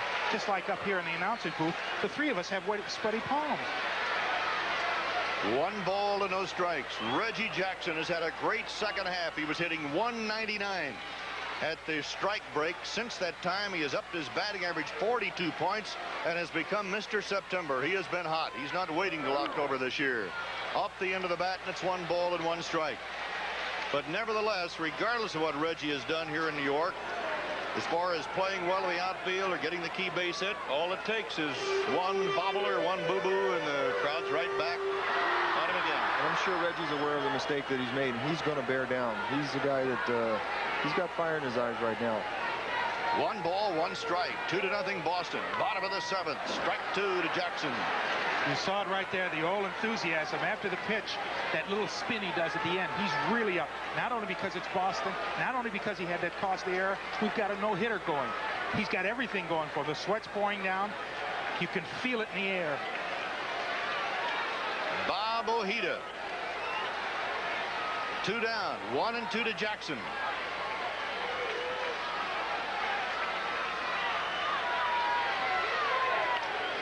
It may drop. Miller comes on. The no-hitter is still going. And look at the reaction on Ojeda. You think he doesn't know he's got a no-hitter going? That ball, after it got out there, seemed to hang up. But when it left the bat, because Reggie didn't really get that good of a cut. But Ojeda is out of the inning, and it's 1-2-3 for New York. And so we've played 7. And Ojeda walks off the mound, knowing that his no-hitter is still alive. Oh, boy, he knows it's alive. And after full 7 innings, it's 2-0. Ojeda, no-hitter. The new world car, Ford Escort. It reflects advanced engineering. This revolutionary piston focuses the fuel charge, contributing to better gas mileage ratings than VW Rabbit, Honda Accord, Corolla hatchback. Front-wheel drive, smooth, 4-wheel independent suspension. Escort's the only American compact with both. Escort outsells every imported car line in America. Ford Escort, built in America to take on the world, and doing it. There's this argument in football about who's smarter, the offense or defense. Defense had to be smarter to react to flip-flops and flea-flickers. And we drink the best tasting beer, light beer from Miller. We drink light, too. It's got 1/3 less calories than the regular beer, and it's less filling. But we had to be smarter to react to the Red Dogs and closes. Okay, Billy. If the flanker does it down and out, the weak side linebacker blitzes, what's the nose guard do, huh? I don't know. Defense rests. Light beer from Miller. Everything you always wanted in a beer, and less. Bottom of the 9th, bases full, 3-2 pitch. Radio! Oh, now we won't know the score. None of the scores. Where's Pete going? For the latest national sports reports, call Dial It National Sports. Pete got the score. Sure, I called Dial National Sports. So who won? Hey, Pete, you want to go deep sea diving? 900-976-1313. Dial it. We're talking to you. Tomorrow, Earl Campbell proves he's no stiff, but don't underestimate this man, Brian Sipe. He can hit the end zone all day. Houston versus Cleveland, what a battle. Or the New England Patriots try to ground the NFC champion Philadelphia Eagles. Check local listings. That's Bob Ojeda, who is really raising some eyebrows in New York today as Glenn Hoffman leads off for Boston in the top of the 8th inning. Ojeda has no-hit the Yankees over the first 7 innings. He has retired the last 19 batters. The only man to reach has been Lou Piniella, who walked in the first. That's Andre Robertson on the run, and he's out at first. 1 gone to the 8th inning. He did something wrong there, Bucky. What'd he do? Well, he threw the ball off balance. I thought he could have took another step and got his feet up under him. That's where you make a lot of mistakes. Yeah, right there. Watch it now. Get yourself set. You didn't have to throw the ball off balance. That's where a young player makes a lot of mistakes. Right there. We both stood here shaking our heads saying, no, no, no, don't do that. Jerry Remy, the second baseman, leadoff man, 0 for 3 against Rick Russell, who has pitched a 5-hitter, has given up 2 runs, 1 unearned. But when a guy is throwing a no-hitter against you and has a couple of runs to back him up, it can be a long afternoon, even though you pitch as well as Russell has pitched today. No balls, 2 strikes. 1 out. Again, Robertson. A cannon to first, 2 down, and that'll bring up Evans. You know, in a situation like this, I guess, you start looking at the Yankee batting order for the 8th and 9th innings. In fact, in the 8th inning, we'll see Watson, Nettles, and Foote. And following, it'll be Worth, Robertson. Could we be getting into a Dave Winfield pinch hit possibility, Bucky? You'll be looking for the big guy come out of the bench. He's just, I think they're just giving him a couple days off because he had a sore shoulder. But if they need him, he'll be in there. Dwight Evans, 0 for 3, is grounded out twice. And fly to center, and there's Robertson, the busy man at short. 1, 2, 3 in the 8th inning. 3 assists for the rookie shortstop. And the Red Sox go quickly and quietly in the top of the 8th inning. Now the Yankees come to bat at the bottom of the 8th without a hit. Watson, Nettles, and Foote coming up. Do-it-yourselfers, get dirty. Get gritty, grimy, greasy, slimy, dirty, dusty, dungy, grungy. Get dirty. We'll lava you clean. Lava with pumice digs in, powers out tough dirt. Cleaner, faster, better than any leading bar soap. So go get messy, mussy, gloppy, sloppy, filthy, nasty, ugly, dirty. Get dirty. We'll lava you clean. Get dirty. Rub it, rub it. We'll lava you clean. Get dirty. Rub it, rub it. Look at my hair. It's so dirty and oily it won't bounce. So I wash it a lot. But look what can happen. Dry, flyaway hair that won't behave. So here's Pert. This one shampoo makes my hair bounce and behave. Pert works 2 ways. It cleans without stripping, then adds a touch of grease-free conditioning to make hair easy to manage. My hair's so clean it bounces, so manageable it behaves. That's Pert. No matter how often you use it, you get bouncing and behaving hair.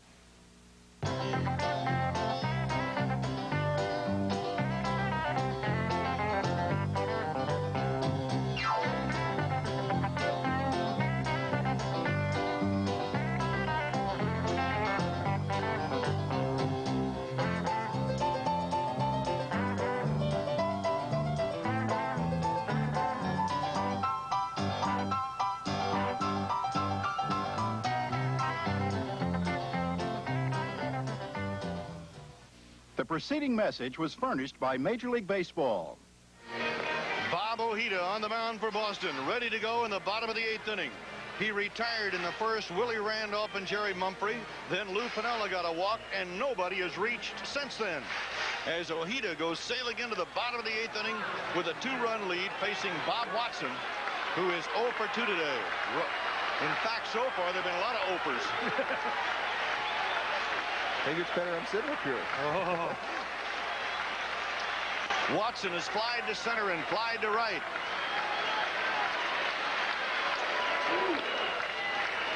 Ball 1. We pause briefly for station identification. This is the NBC television network.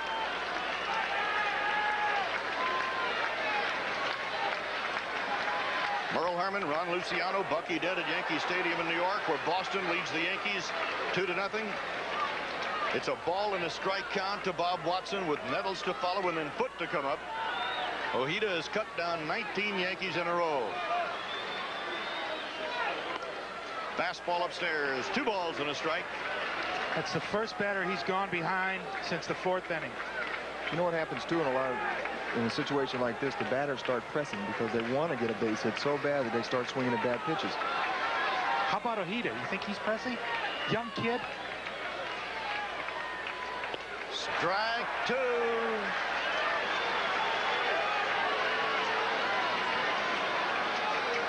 Welcome back to Yankee Stadium in New York. There's the story on the bottom line. The Yankee line score, Boston leading 2-0. Bob Ojeda facing Bob Watson, leading off for the Yankees in the bottom of the 8th inning. And it's 2-0 Boston, fouled out of play. Bob Ojeda, 24 years old, from Los Angeles, who grew up in Visalia, California. Signed by Larry Flynn, who has a Boston connection. We'll tell you about that in a moment, but right now, Bob Ojeda is trying to do something that nobody has been able to do since the Yankees since 1958, when Hoyt Wilhelm no-hit him. Fastball riding low and away. The only man to reach against Ojeda today was Piniella, back in the 1st inning with a walk. Bob Watson, 3 balls, 2 strikes, 2 down. Nobody down, beg your pardon. Foul at a play. It's still 3-2. Ojeda has been ahead of most of the hitters, and Ron, you commented a moment ago that Watson is the first man that he has been behind for several innings. Yes, you can watch him right here. He is just so smooth today. He's been spotting his off-speed pitches, which have helped. Look at the disgust on his face. He wanted that one. 3-2 to Watson. He's still alive. Lost the glove, but he didn't lose the ball. And Ojeda, in his bid for a no-hitter, rolls on with 1 out in the bottom of the 8th. He knows it's a no-hitter. He barehands the ball. He's going to do everything. What a game. What tension. Here it is. Look at. He comes up. It's a wonder he didn't throw it over the first baseman's head. 1 out, bottom of the 8th. Greg Nettles has struck out and grounded out. 14 home runs for Nettles. Ball 1. 5 outs to go for Bob Ojeda. And a tough 5 outs. Looking ahead, Barry Foote scheduled to bat next. Dennis Worth, Andre Robertson, Willie Randolph, and sitting in the dugout, a guy named Dave Winfield, who's not in the lineup today, but could be called upon. 2 balls, no strikes. There's a guy right here that in the late innings, if you need a long ball, this is the guy I want, Greg Nettles. I've seen him win more ball games, more big games for the Yankees in the late innings with home runs. The voice of Bucky Dent, the Yankee shortstop, whose right hand is in the cast. He'll be out for the year. He's joined us in the booth here, watching a very dramatic moment. Bottom of the 8th, 1 out, 2-0 Boston. Ball 3. Ojeda slowing down just a little bit. He had been working very quickly. 94 pitches. He might be getting a little tired. What do you think, Buck? Have you seen a change this inning? He could be getting a little tired. He's been behind on the last 2 hitters. Could be pressing. He wasn't fooling around there. He threw that right down the middle, crosshairs. Last week, Ron and I were in Montreal, where Nolan Ryan bid for a no-hitter against the Expos, didn't make it. The same weekend, Jim Slayton had a perfect game into the 9th inning in Minnesota for the Milwaukee Brewers and didn't make it. Popped him up, playable. Jerry Remy, the second baseman, calling with Stapleton. And Stapleton takes it. 2 down. He's 4 outs away. Infielder's legs start to get a little shaky now.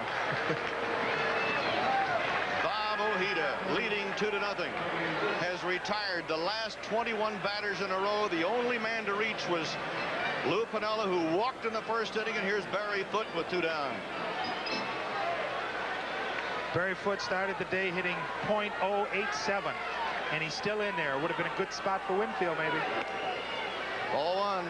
I don't think so. Not right now. I think you want to wait. Maybe if they get one guy on in the next inning, they'll yeah, go but to you Dave. got Randolph, Mumphrey, Piniella, and Jackson coming up. 1 ball and no strikes. Barry Foote against Ojeda. And he wants to think about it a little bit. I forgot about your famous guy, Andre Robertson. That's right. Ralph Houck, the manager of the Red Sox, really likes this kid. He pitched very well his last time out. His ERA is under 2. 2 balls, no strikes. Now he has gone behind the last 2 hitters. 2 balls, no strikes. And it looks as though Ojeda is struggling here now. Bottom of the 8th inning with 2 down. 2 balls, no strikes to Barry Foote. To pitch a no-hitter, you not only have to be good, you have to be terribly lucky. Foul ball, 2 balls and a strike. He was lucky. He popped up Nettles. He was behind on Watson, and he got him. He went behind on Barry Foote now. Can he get him? You've got to be lucky to pitch a no-hitter. Can the luck hold out? 2 balls, a strike. 2 down. Strike 2 at the knees. Carney Lansford had a fine fielding play at third base to keep the no-hitter going, but other than that, it's been Ojeda. Carney had the only tough play. He's ready, just in case. 2 balls, 2 strikes. Fly ball to right. That's Evans. 3 outs to go for Ojeda. He's got a no-hitter going into the 9th inning and leading by a score of 2-0. This 24-year-old youngster was signed out as a free agent out of the College of Sequoia in California, 1978. There's the story.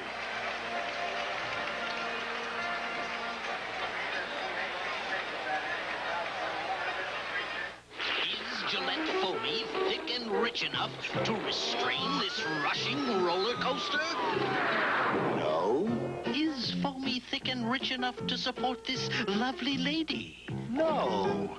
Is Foamy thick and rich enough to hold up this husky hiker? No. But if you want a clean, close shave, it's more than thick and rich enough. We asked Roger Staubach to find out how people spell relief. How do you spell relief? For acid indigestion, R-O-L-A-I-D-S. For heartburn, R-O-L-A-I-D-S. Rolaids really does spell relief. Like a sponge, Rolaids antacid medicine consumes 100% of the acid required to give millions 100% relief. How do you spell relief? I spell relief R-O-L-A-I-D-S. For millions of Americans, Rolaids spells 100% relief. Summer's gone, and guess who's just around the corner? But before old man Winter's fuel bills get you, it's Think Pink time. Just enough time for you to get Owens Corning fiberglass insulation and add an extra money-saving layer to your attic. Think Pink time is now. Get your pink Owens Corning today. Industry experts and fans alike consider it the most respected football show on the air today. For humor, for controversy, for an inside look, join host Brian Gumbel for all the latest scores, highlights, and more. NFL 81. It's as hard-hitting as the sport it covers. Tomorrow, join host Bryant Gumbel at 12:30 Eastern Time for NFL 81. All the scores, highlights, and late-breaking news from all the games. It's a doubleheader Sunday featuring a tough AFC Central battle as the Houston Oilers meet the Cleveland Browns. Check your local listings for the games in your area following NFL 81 at 12:30 Eastern Time. Ninth inning, Jim Rice, 0 for 3. Rick Russell has pitched well enough to win a ball game. There's the battery. Gedman and Ojeda for Boston. Nettles across the infield to get Rice, one out. The ever-steady glove of Greg Nettles. He not only has the no-hitter going, but he also has a little luck in that shadow at home plate also. Good point, Bucky Dent. What about this guy, 42? He's got three brothers. He's got three brothers. They switch off. Base hit to left center. That's the younger brother. Just hit that one. Yeah, he's going to try for two. Oh! Willie Randolph taking the throw. Close play. The heart is there, but the wheels are not. Dennis Worth making a throw right on the button. The cutoff man let it go through, and he just got down in time. He was going all the way. He's not 42. Perfect slide. That's even closer than I saw the first time. 2 down. Ninth inning. 2-0 Boston. Fly ball to short right center. That may drop. And does. So Lansford is 2 for 4 now.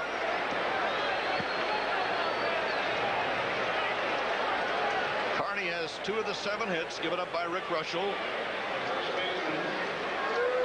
Bob Ojeda sitting in the dugout. A little while ago, nobody was around him. Then finally, Rich Gedman came over to sit by him. Little superstition. I didn't know baseball players were superstitious, Bucky. Are you kidding? The other night they were going to put me in operating room 13. I said, there ain't no way I'm going in there. Stapleton is homered, and he has scored the other run. Bouncing ball to Russell. Runner at first going. Still got him.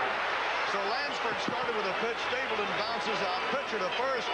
And it's no runs and 2 hits, and we're headed for the bottom of the 9th inning, and Bob Ojeda is getting ready to go out to the mound to see if he can throw the first no-hitter against the New York Yankees since 1958. Here he is. He'll face Worth, Robertson, and Randolph if they hit in the bottom of the 9th. Proves he's no stiff, but don't underestimate this man, Brian Sipe. He can hit the end zone all day. Houston versus Cleveland, what a battle. Or the New England Patriots try to ground the NFC champion Philadelphia Eagles. Check local listings. Bob Ojeda, check local listings. Bob Ojeda, 3 outs away from a no-hitter in the bottom of the 9th inning. The Yankee fans are standing O for him in the bottom of the 9th. Merle Harmon, Bucky Dent, Ron Luciano at Yankee Stadium in New York, where Bob Ojeda has 3 outs to go. He has retired 22 Yankees in a row, has not given up a hit. And Rick Cerrone is batting for Dennis Worth in the bottom of the 9th inning. Ojeda, who was behind to the 8th, is behind to the 9th to the first hitter. 1 ball and no strikes. The Red Sox got a run in the 2nd and a home run by Stapleton. They got an unearned run in the 7th. Rick Russell has pitched well enough to win, but Ojeda is firing a no-hitter, and the crowd is with him now. He's behind 2 balls, no strikes. Part of the crowd is with him. Part of the crowd hoping the Yankees can break it up. They want to win. Dave Winfield has come out of the dugout. He'll be batting for Andre Robertson. 2 balls, no strikes to Cerrone. It's really nice to see the fans get behind them. They know what's happening, and the New York people, they're good baseball fans. Strike 1. 2 balls and a strike. Rick Cerrone, bruised left hand, can still swing the bat. Batting for Dennis Worth. Drive to right field. Can Evans get it? He cannot. There goes the no-hitter. Cerrone is on his way to second, and he is in there with a standing double.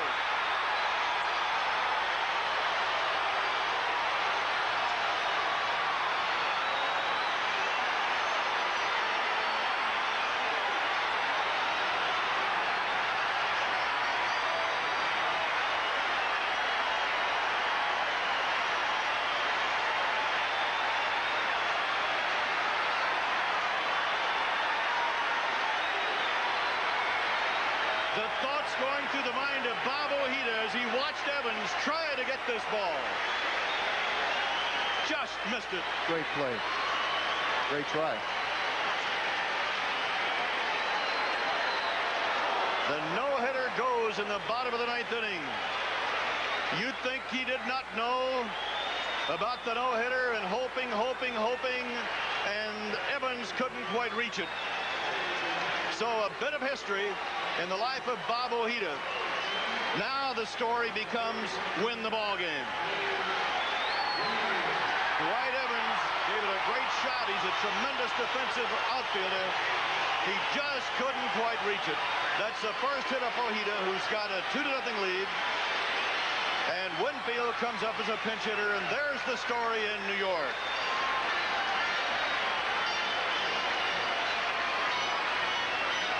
So 2 runs, 7 hits, no errors for the Red Sox. No runs, 1 hit, 1 error for the Yankees. And Bob Ojeda now has to concentrate, Bucky, on winning the ball game. I just saw Ralph Howe come out of the dugout. Looked like he was going out to take him out, but I think that you can't make 2 trips to the same batter. So Dave Winfield with 57 runs batted in, one of the leaders in the American League, has a sore shoulder. That's why he did not start today. 2-0 Boston. Ball 1.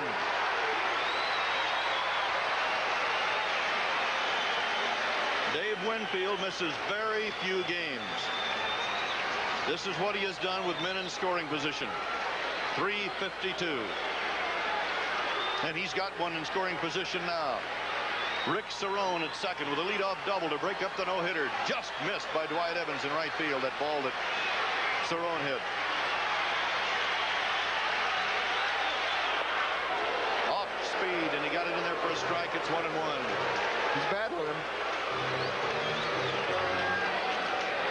You wonder how a guy can get back up when he was so aware of the no-hitter. You saw his reaction when the ball went by Evans' glove in right field. This is where it becomes tough for Ralph Howe too. Do you leave him in, or do you go and get him? 1 ball and a strike. Popped him foul, 1-2. Last night, Bucky, we saw Dave Righetti pitching so well with 11 strikeouts. And Bob Lemon, as we look at Ralph Howe study the batting order with pitching coach Lee Stang, we saw Bob Lemon take Righetti out of the game. He took him out. He said last night that when a guy pitches that well, you never give him a chance to lose the ball game. 1 ball, 2 strikes. Especially when you have a guy like the animal in the bullpen, Rich Gossett. Last half of the 9th inning. Boston 2, New York 0.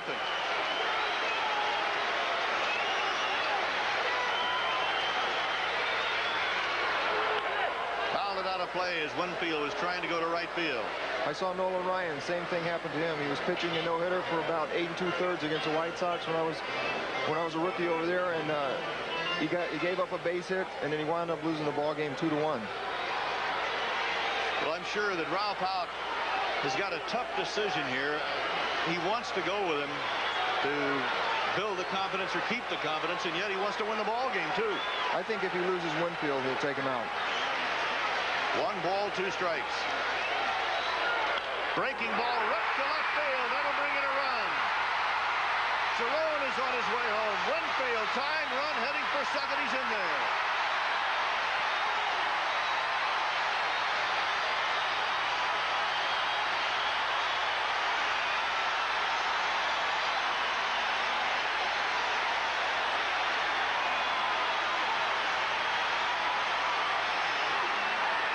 Winfield, back-to-back doubles. Cerrone and Winfield, 2-1. Boston leading. Ralph Houk is at the mound.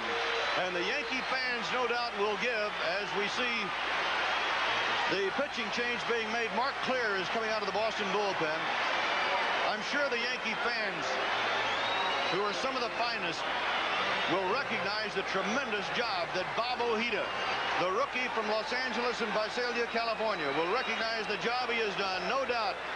Heartbroken, and yet he wants that win because it's not only something that's very personal to him. A win is a win, but the Red Sox need a win. They're still in this race in the Eastern Division. Plus to beat the Yankees. It's always there. Ojeda, 8 innings plus, 112 pitches, 74 strikes. Here's the ovation for Ojeda.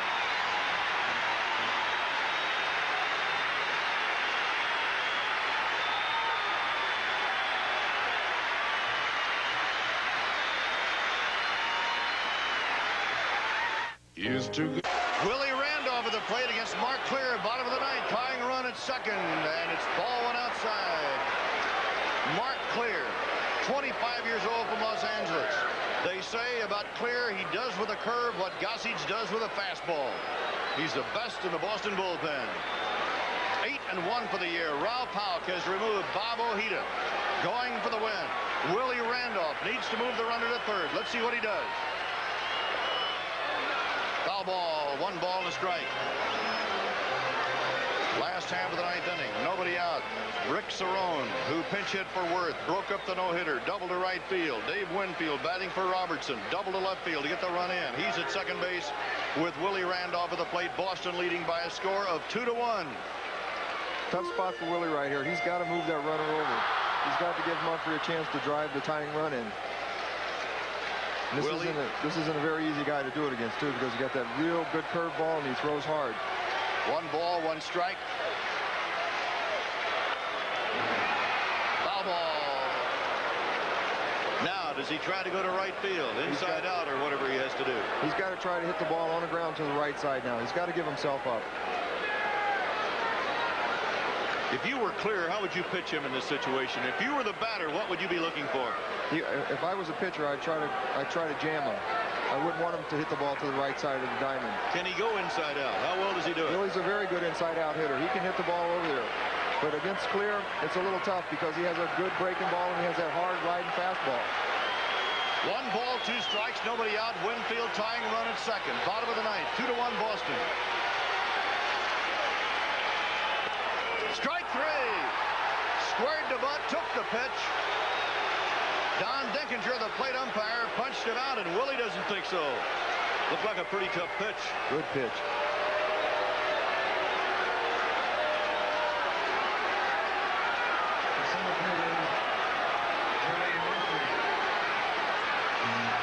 That's how close it was. It looked like it might not have been in the strike zone, Buck. Looked like he gave him that one. But you can't take a pitch that close either, huh? No, you can't, especially with a guy in scoring position and 1 run down. Willie handles the bat very well, though. 1 out. And the batter, Jerry Mumphrey, the switch hitter, who goes around to hit from the other side. As a right-handed batter, 0 for 3, 2 strikeouts against Ojeda. Ojeda in 8+ innings allowed 1 run, 2 hits, walked 1, and struck out 6. Mark Clear in relief, 1-time California Angel.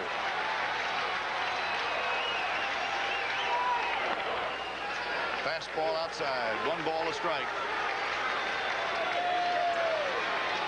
The Yankees have won, well, you see, 29 out of 35 going into the Red Sox, rather, 29 out of 35 going into the 7th inning. The Yankees have won a ton with a lead in the 7th. 1 ball, 2 strikes. Good breaking ball. Bob Lemon, it would appear, is going to pinch hit for Piniella. 1 ball and 2 strikes. Got him with a heater. So Claire has fanned the first 2 batters, and now Oscar Gamble will be coming out of the Yankee dugout as Mumphrey goes back in.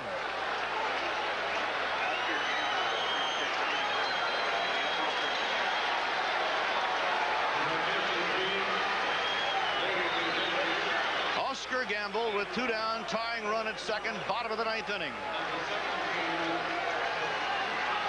The Red Sox scored in the 2nd on a home run by Stapleton. They scored an unearned run in the 7th, made it 2-0.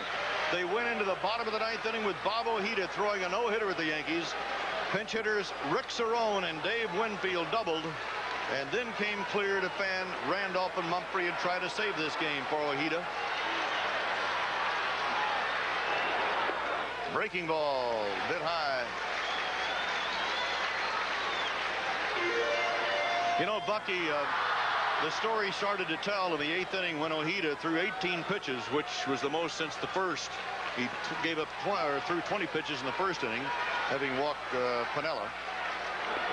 A strike with the good breaking stuff, but then he was ahead of everybody until it looked like he started to tire. In the late innings, he looked like he started to tire, started to miss a little bit with his fastball, and it's one of those things. It's very tough. He pitched a great game, and now we just he's sitting in that dugout hoping that Clear can save it for him. 1 ball, 1 strike. Fouled out of play.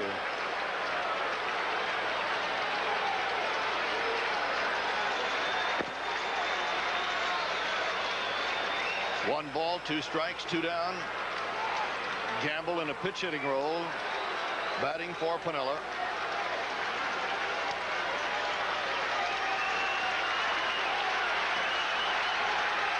This could be it. Missed low it inside. Ball 2 and strike 2.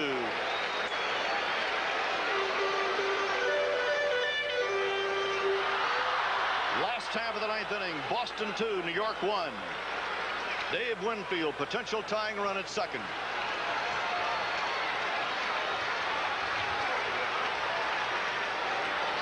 Breaks a little tension or adds to it. I'm not sure which. Well, I know Oscar's stepping out thinking, I've got to just put the ball in play now. 2 balls, 2 strikes. 3-2.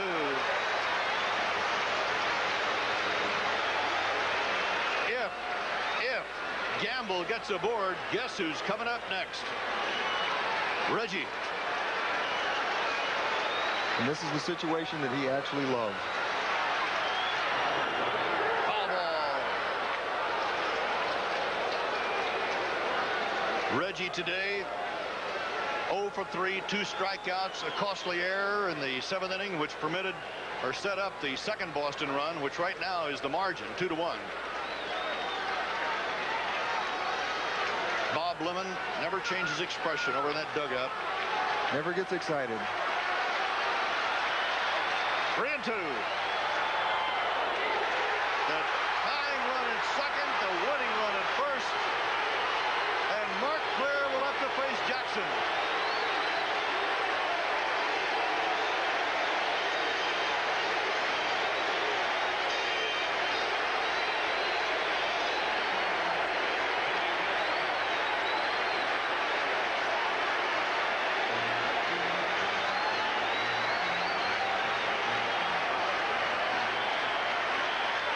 With the no-hitter going in the 9th inning, right now the Red Sox are on the ropes trying to save a win for Bob Ojeda.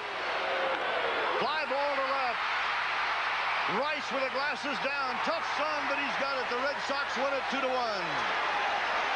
So this crowd at Yankee Stadium this afternoon seeing all kinds of excitement as Bob Ojeda, the rookie left-hander, no-hit the Yankees over the first 8 innings, gave up 2 doubles in the 9th. Then Mark Clare came out of the bullpen to save it for him, and Boston evens this series.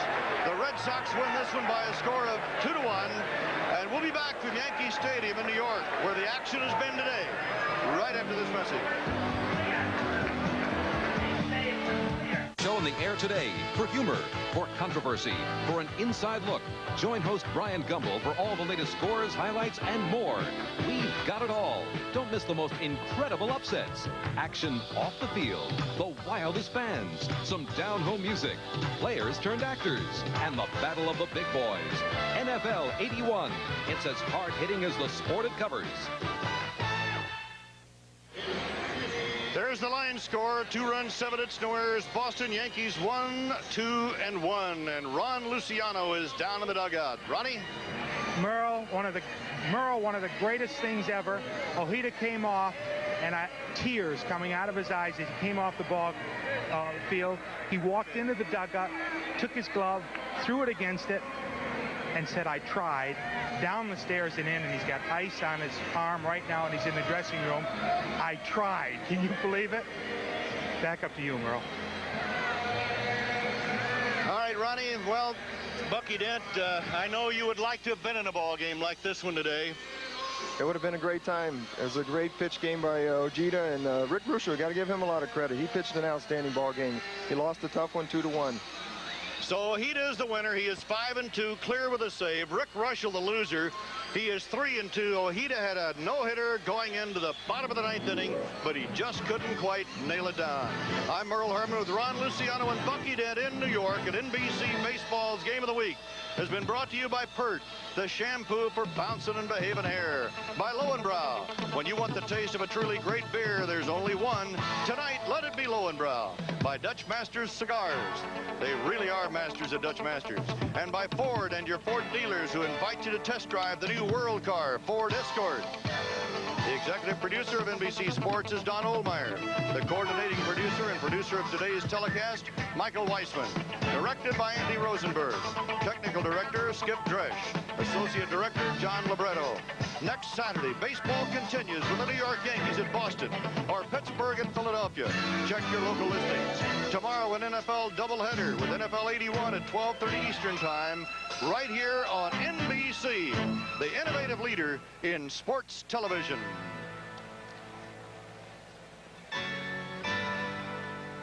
A promotional fee has been paid to NBC by United Airlines. United serves more of this land than any other airline. Newton John.